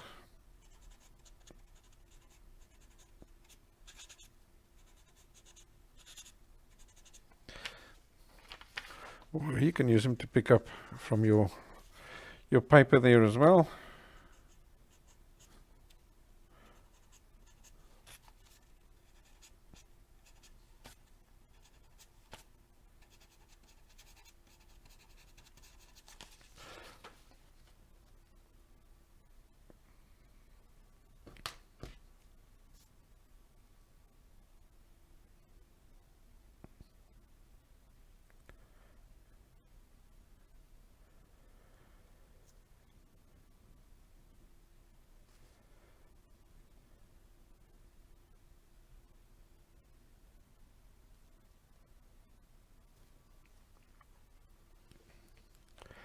Okay, let's say use an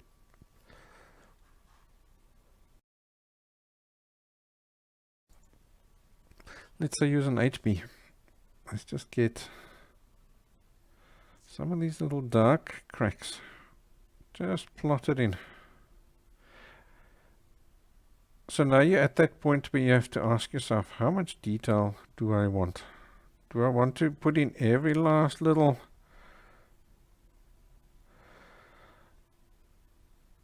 ridge and detail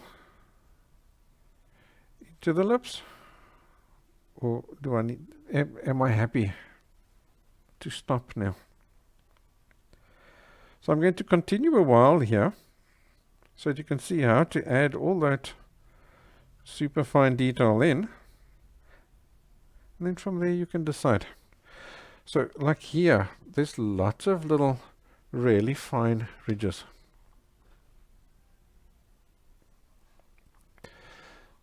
Let me go to just the photograph on its own for a second. Can you see those super fine ridges that you've got over here? There's one, there's one, there's one, there's one. But as you come to here, those ridges soften up and they just become little undulations. So lots of detail over here, but as you go to here, you're going to gradually soften up those details.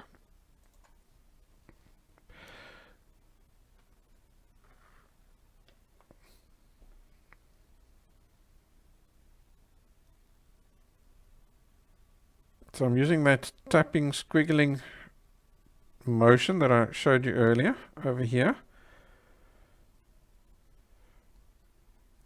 to get those ridge details in over here. Then as we come to here, I'm gradually going to stop. Just use like tapping motion. And then eventually we're going to get to here and just the lightest little taps. Where you added them in before,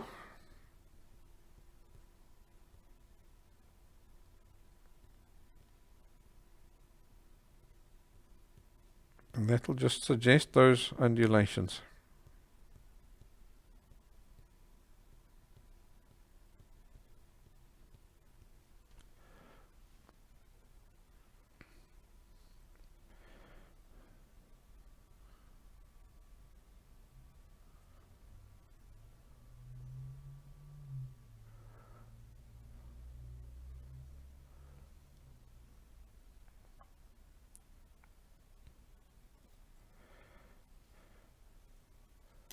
Alright, I'm going to go to an H and just push this a little bit further.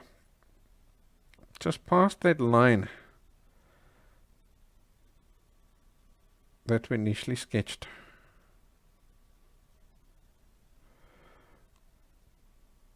The idea being you want that line to just disappear.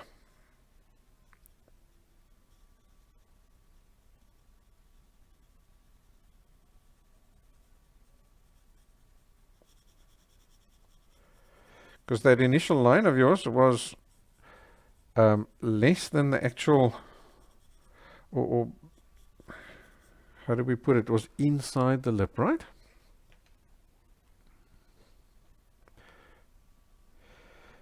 With pencil, you're generally drawing from light to dark because you're starting with a blank page. But I like to establish a bit of tonal value in the beginning. Christine is asking, is drawing from light to dark usually the method to use, or is it just for portrait drawing?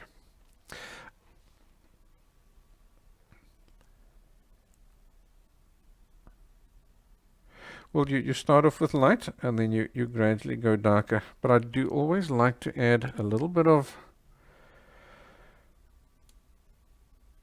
tonal value as soon as possible, like we did there in between the teeth. Alright, so over here you've got a little highlight over here. Here with a fulcrum. So I'm just tapping that out.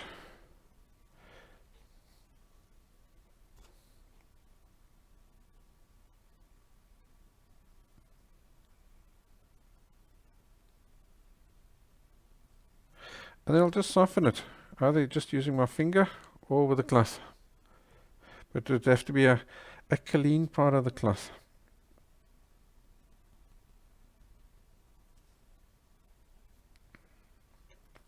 Then you'll find that the lip often has a little highlight running just off the edge. It's almost as though it's got a little piece that curls up. It's some people that's quite prominent, other people it's quite subtle. So you would just pop that in and just gently tap it in. And then outwards. Again, you can just use your finger or a Q-tip or something like that.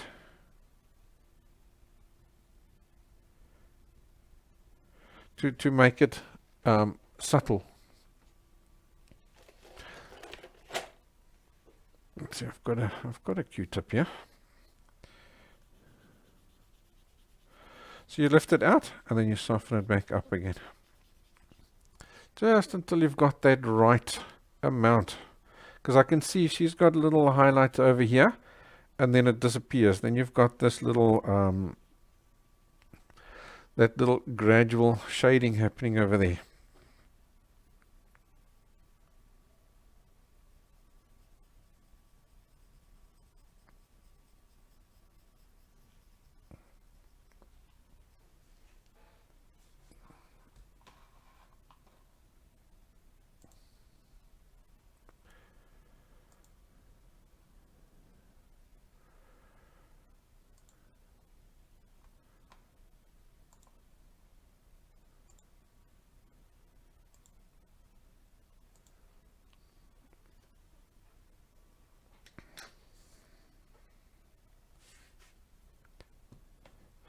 Alright, I could now continue on that side, but I'm not going to. I think you can see the detail over there. Let's continue and do the bottom lip, and then we do the teeth.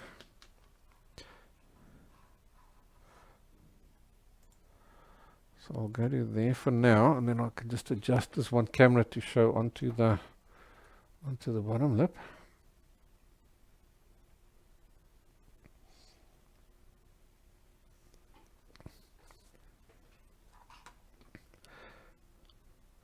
Alright, so now it's back to getting your tonal values correct.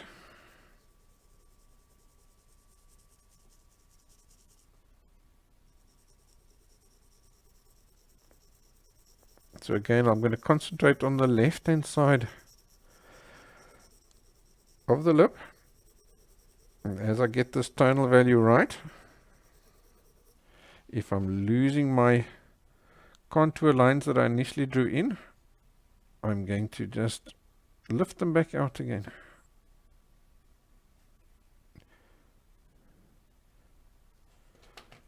Using an eraser to make sure that they're in place.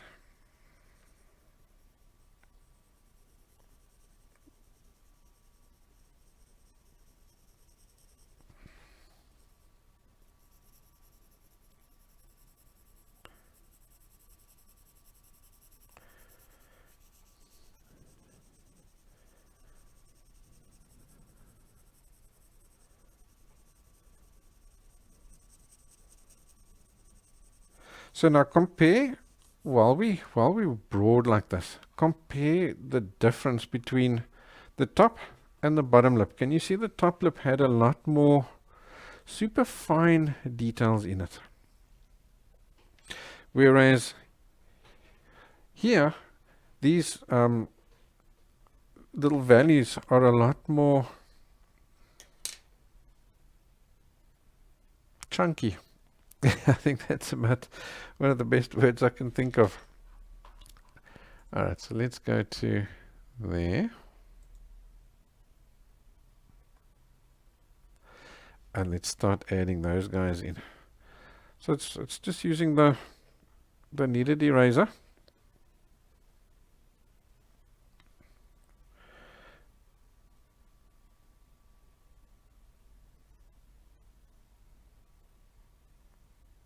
And I'm just going to tap in roughly where these guys are. If they are too fine, like I can see some of the details here is really fine, then go over to your pencil shaped eraser, your pen shaped eraser, and make sure that the tip is cut nice and sharp at a 45-degree angle. Let's do that. Can you see there? You've got that really sharp 45-degree angle cut into that eraser. That allows you to do these nice fine lines.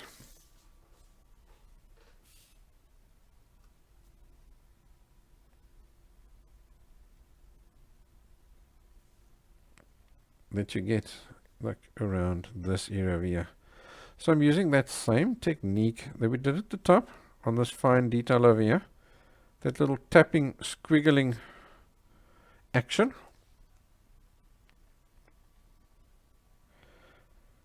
And I'm being really careful to follow the contour of the lip. So don't worry if it's too prominent again. As before, we'll adjust it. Just get the detail in. Doesn't have to be perfect straight off the bat.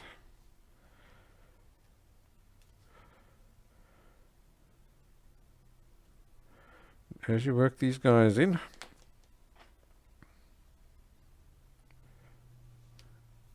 just cover that one up. As you work these guys in, when you put them in, compare with their positions with other things that you already know where they are.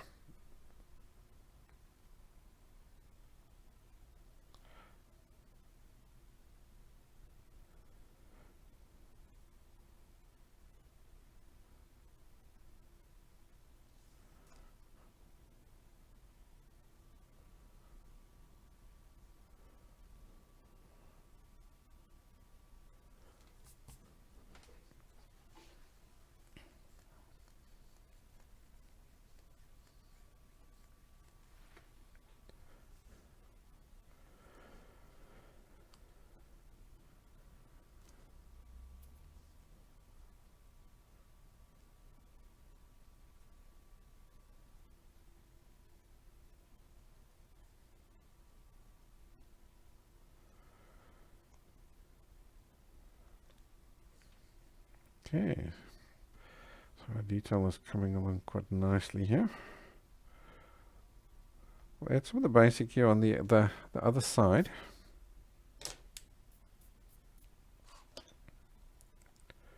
Just so that we've got some of it in.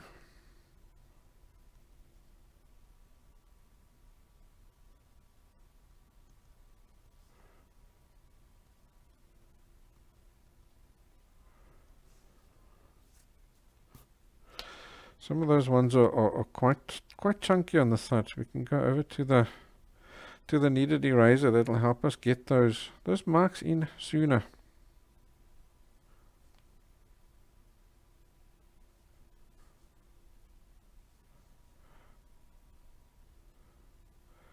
There, can you see I'm lifting that out? Because that gives me that contrast we need between the left and the right, or the top and the bottom lip, sorry, to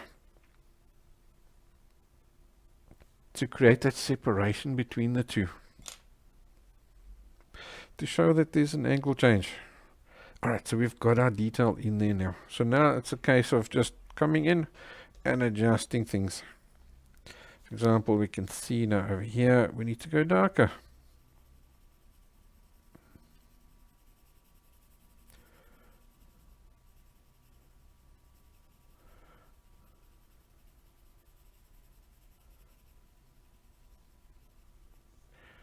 And then there's little places in between it also need to go darker. So we'll darken all that up. Here needs to go a little bit darker.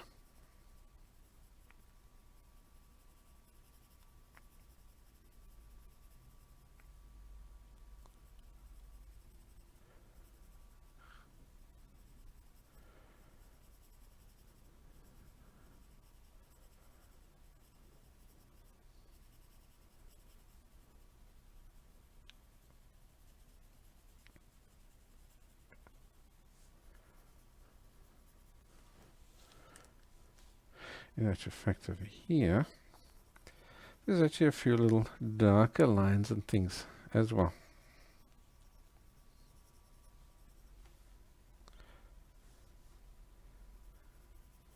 Here's a little bit that's darker over there in general, then it gradually goes lighter to there, so that's great. Okay, let's just grab our brush and just soften everything up.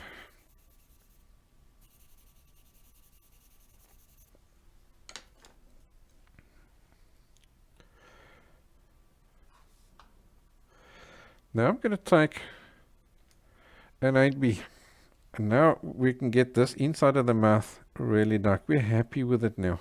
We know it's correct, so we can get that full contrast in there. He's good to go.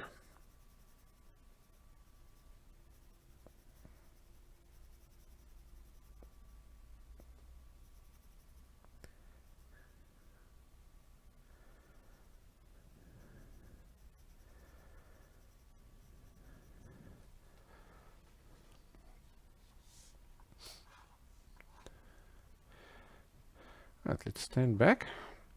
Let's do that. And let's see where we're at. Do that. And see where we're at.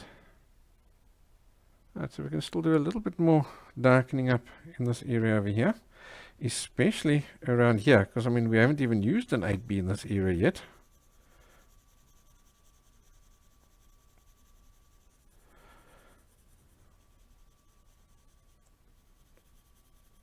So it's darkest at this area here. And then he fades lighter to that side. And he fades lighter to this side. So at this point I'm just going to concentrate on this side.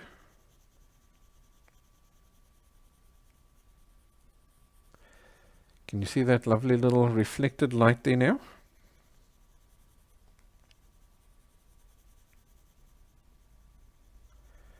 And as we come up over here, it becomes a lot more subtle, and you can't tell where the bottom lip and the lower lip are.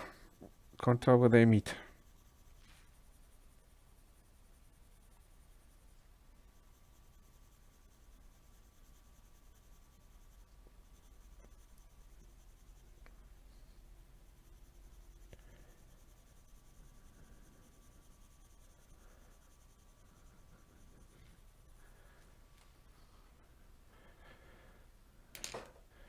Let's go to 4B.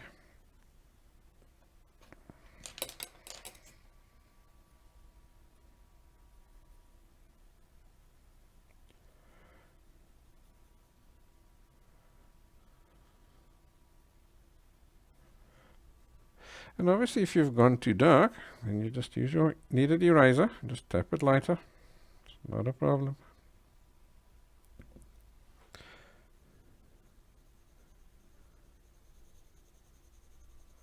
This is quite dark, so I'm going to continue to darken him up.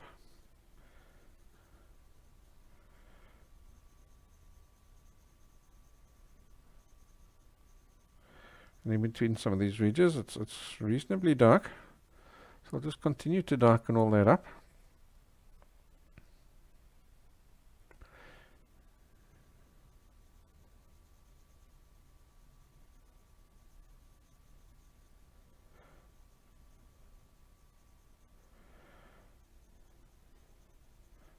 And now you, on the bottom lip, you're back at that point where you have to decide how detailed do I want to go on this lip. If I want to go super detailed, then you're just going to continue. Let's zoom back in again. You're going to continue with your small eraser and fine sharp point pencils and gradually work in finer details to get it more and more accurate according to the drawing, or according to the photograph, sorry.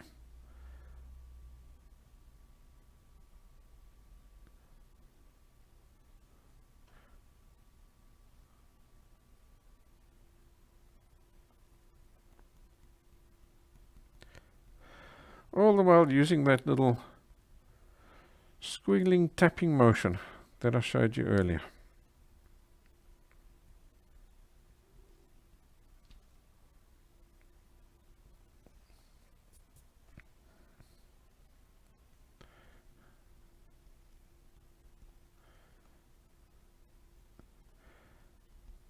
And then that sharp edge of the eraser.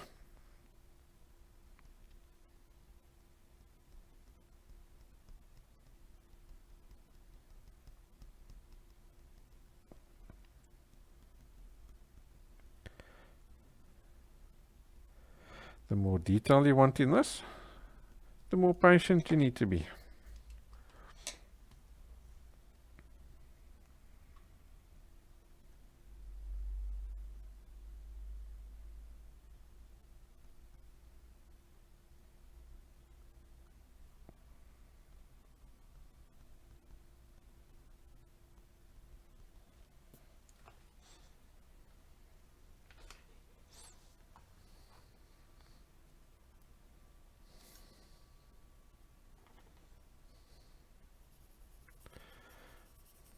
Alrighty, I think I'll leave that side of the... I'll leave that side.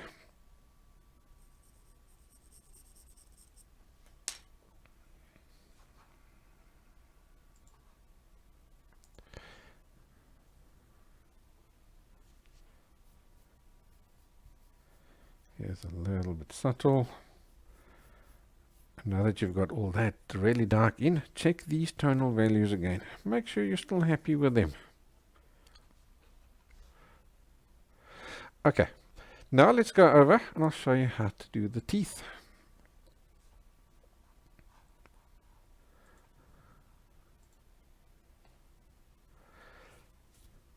So teeth are interesting. For a start, they're not white. Can you see there? You'd expect to have just the white of the paper. Ta-da! Teeth done. No, not at all. Your teeth have got shape. They've got roundness. They've got little humps and bumps in them. And you can see it nicely over here. Take a look at this tooth over here, for example. It's curved away from the light over here. It comes up. It goes in. It comes back up again. And then it curves away from the light again. You see that? So it's not a flat tooth. The same with this one as well. It comes up, it gradually goes in, it bumps up, and it goes back down again. And you can see it by that contour as well. Can you see there?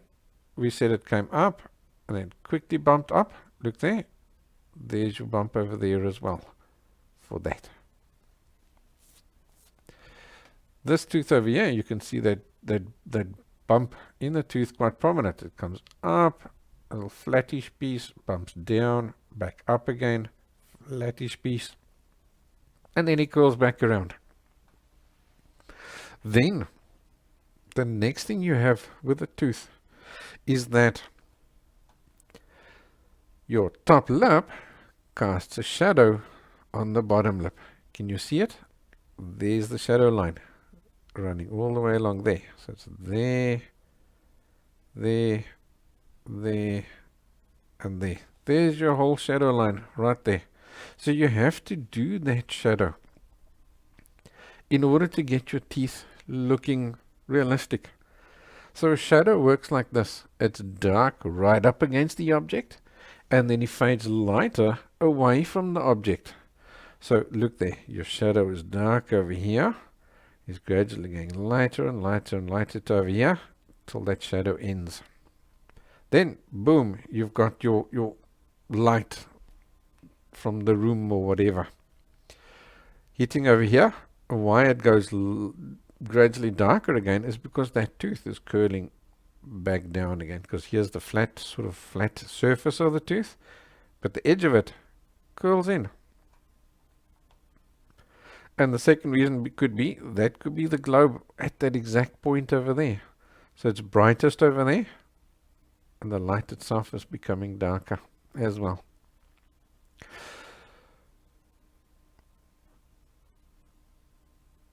Then you've got, because of the tooth is not just flat, it's got height or depth.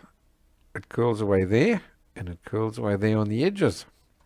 So can you see you've got a flatter, flat-ish area over here, because we know it's got humps and bumps, but then it quickly curls away over there, and it quickly curls away over there. And now when the two teeth meet, you get a valley in exactly the same way as we had little valleys over there. You got the same thing happening over here. It goes darker into the valley, and then lighter as it comes out. Darker into the valley, lighter as it comes out. So let's go and do that on the drawing. Let's see, maybe we can take that photograph and let's pop him down in that corner this time.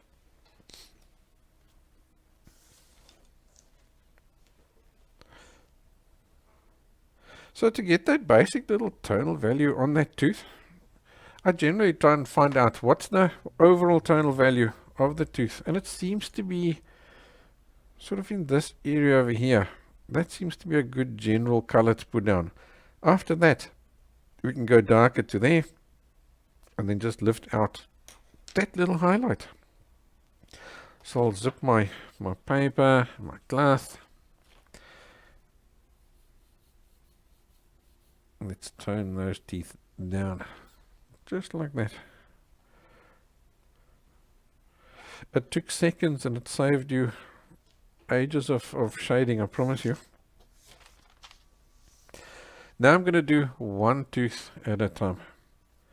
So I'll start here with this main tooth over here. Let's get that right. We know he's darker over there.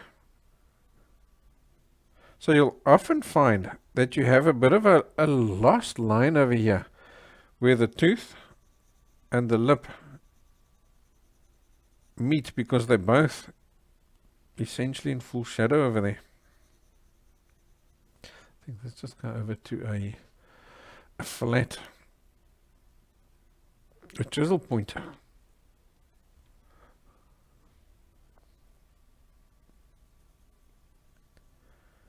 6B is maybe a bit dark. Eh?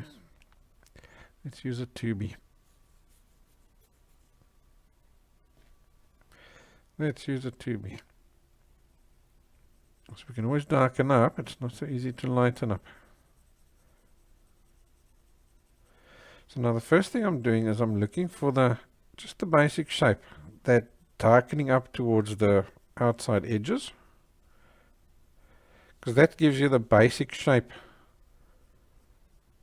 of the tooth.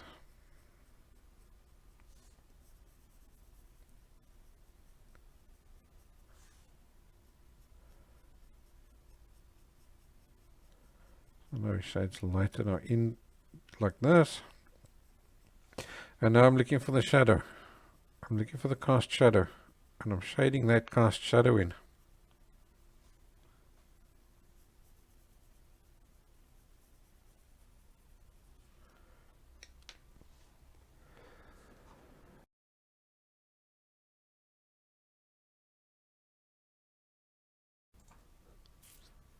So unless you got yourself a nice small little brush to do that last little softening up, I'm going to just use an earbud, a Q-tip, and just soften up that shading like that.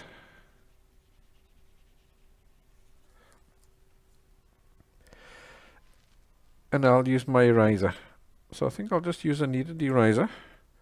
I'll form it into a nice little round, fine round tip, like over there. It's not sharp.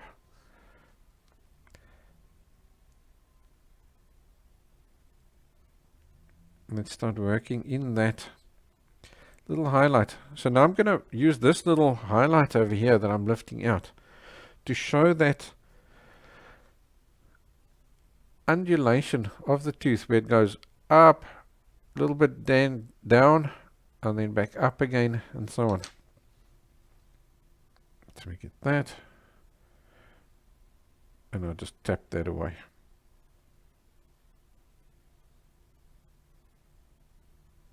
To fade him downwards. And if necessary, you can even use now your pen-shaped eraser just to really press really hard at places to really lift out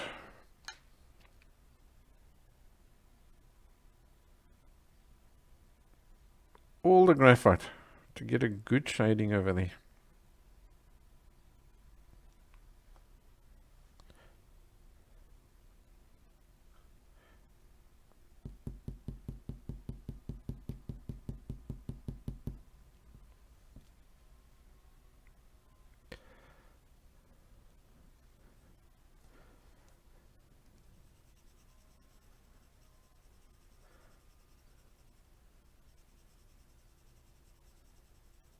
Okay, so I'm just fine-tuning my shadings here.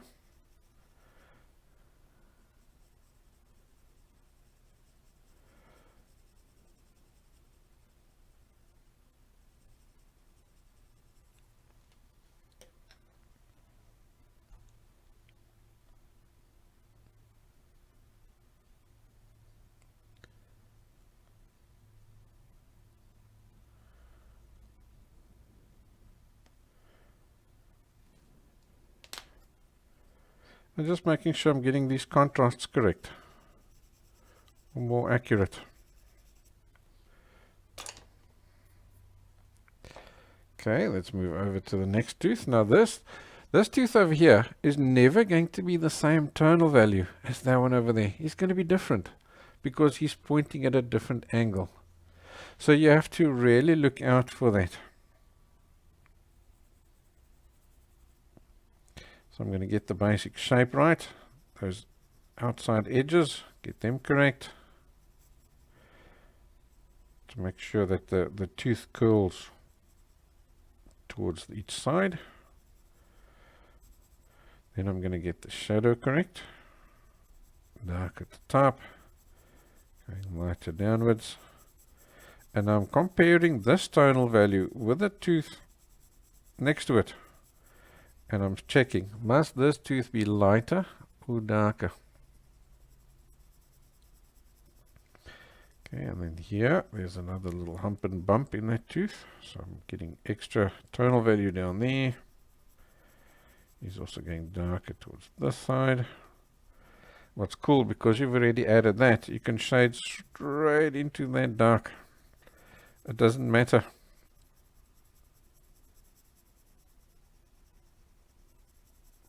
Okay, let's go over to an H to get that even darker.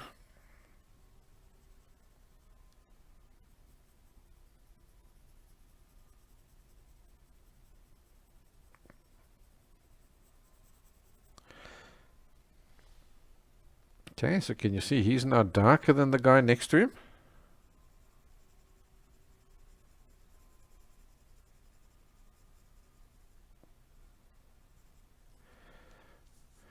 Go to the next tooth. So there is a little bit of gum over there. So unfortunately there isn't too much gum to show you, but the way the gum works is it's darker than the surrounding teeth, obviously. So you put in that little triangle shape, but the edge of it is a very quick, sharp shading. Because that gum, the skin gets thinner and thinner until it meets the tooth.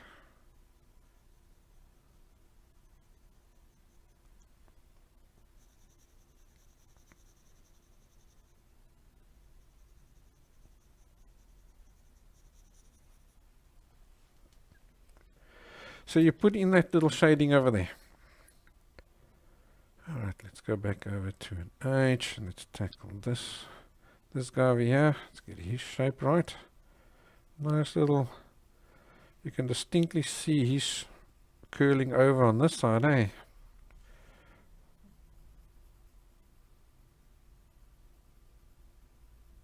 It's actually a little bit of a found line between the right hand side of this tooth and the left hand side of that tooth.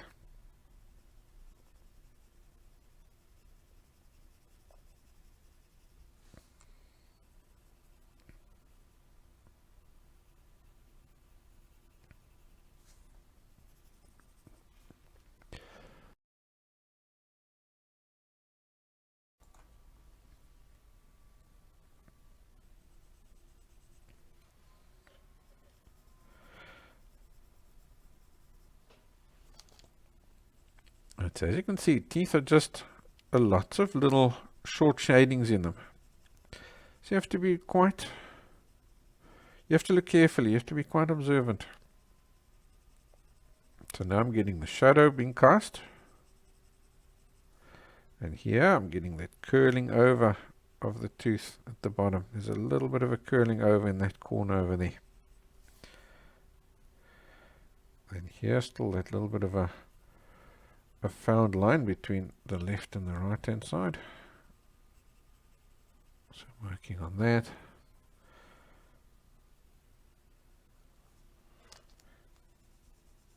Get this cast shadow a little bit darker.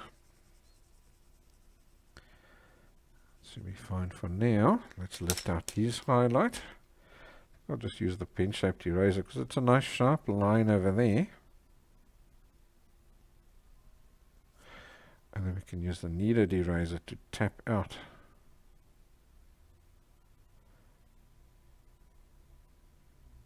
that shading towards the inside of the tooth.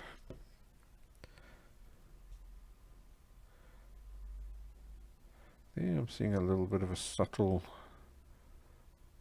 highlight over there as well. Okay, and then the tooth next to it. I'll even just use a 4B on that one. He's quite dark. So again, you've got that little bit of,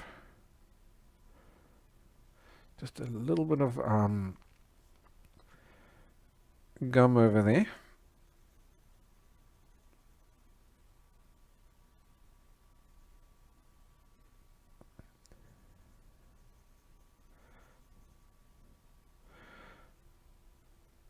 See, I'm going to work on getting the main, because you can't really see that tooth, right?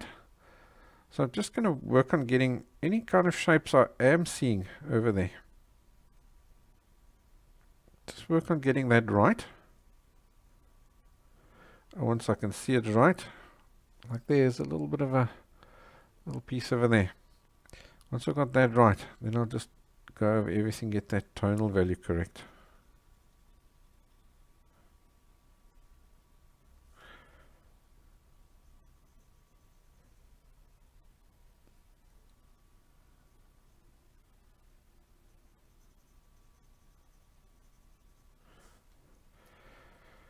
Okay, let's come back in here with a 6B.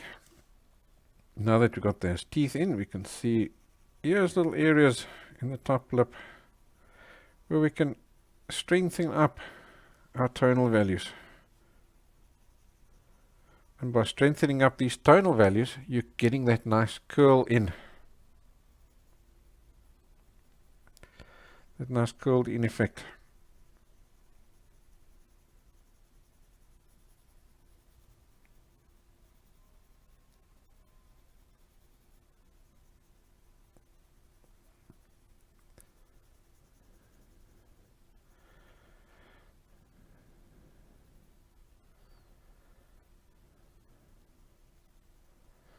Okay, just double checking my tonal values, making sure they're good.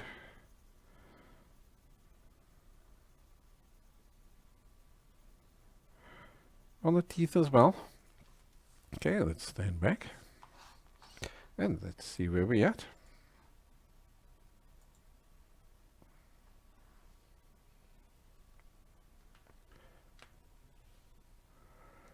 Right, so all I need to do now is just fine tune.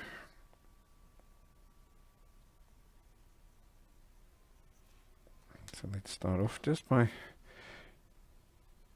using a brush or something just to soften all these tonal values.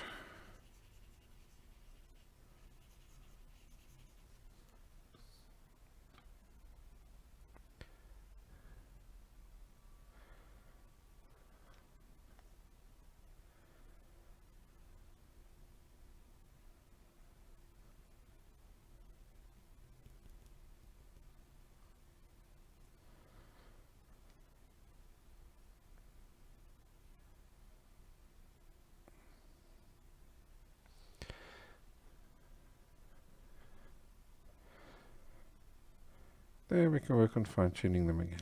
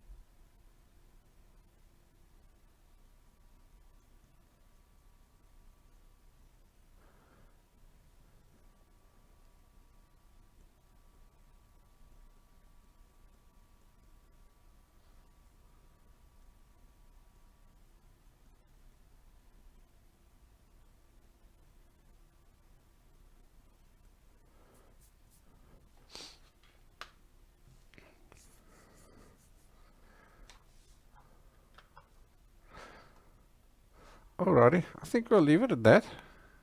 It's given you a good look at. We now obviously haven't done that, so let's just do that.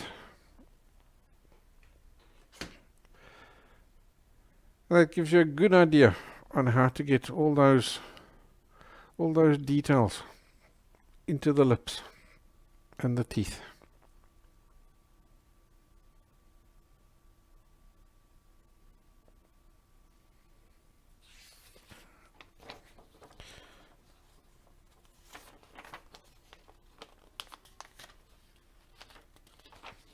Let's maybe do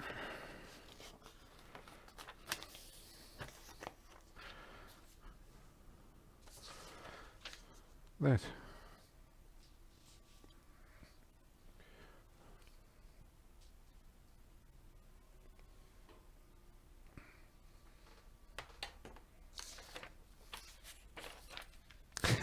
That.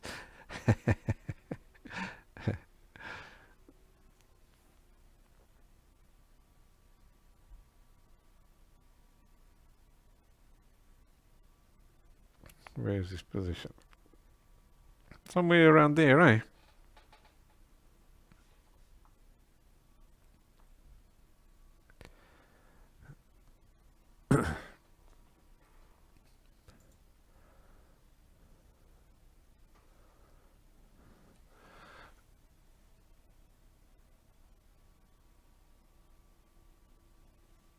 Yes,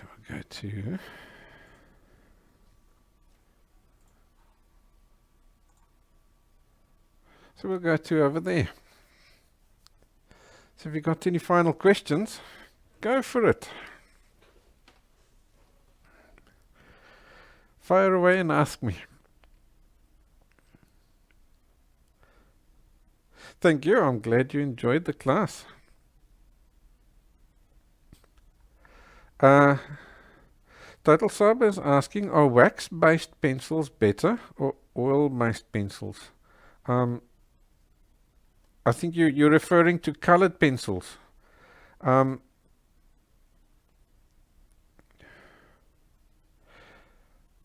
be honest, I'm not too big on working with the colored pencils, so I think you'd better asking the colored pencil guys. What we're working with here today is graphite pencils, which is again something different to the colored pencils. There's a huge debate on the guys that do work with the colored pencils, whether the wax or the oil-based ones are better. If I had to hazard a guess, I would probably go for the oil-based ones.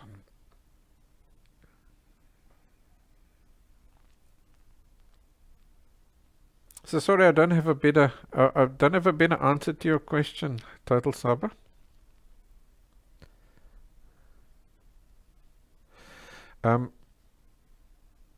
Maria, yes, practice makes perfect.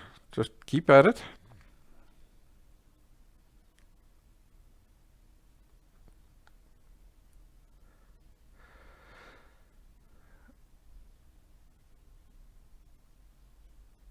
And then Kelly's asking, is there a better brand than the other? Any reputable brand pencil, Kelly, would be great. I like the Tombow brand, but I also use the Stadler pencils. I use them. And what's the other brand that I've got here? And then I also use just, there we go, the Faber-Castell. Those guys. So I've got the Faber-Castell, they're good ones. The Stadler pencils are the good ones. And let's see if I can find the Tombow one for you as well. I use those pencils. They tend to have a nice smooth grind on the graphite. With the really cheap pencils, I find what happens is that they don't grind the graphite fine enough before they create the actual pencil lead itself. So you have little hard pieces, especially with your 2H and harder pencils. You have those little hard little bits inside them, where with these more professional quality pencils, they've taken care of that and made it nice and fine for you, so you don't have that problem.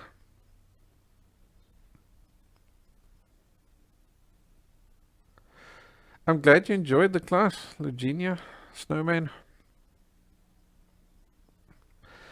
Maria's asking, is there a section on how to make the chisel point on your pencil? Yes. On my website, the link is below, and on YouTube, there's my how to draw. Just search for how to draw on my channel or on the website. Then you'll find the basic class. So it's a real, this is a pencil class. It's got the absolute basics. I assume you know nothing, and I show you which equipment I use and the different grips I use and the different how to sharpen your pencils the way I do. Because I have two sets of pencils. I have the sharp point and I have the chisel point, because they're both good for different things.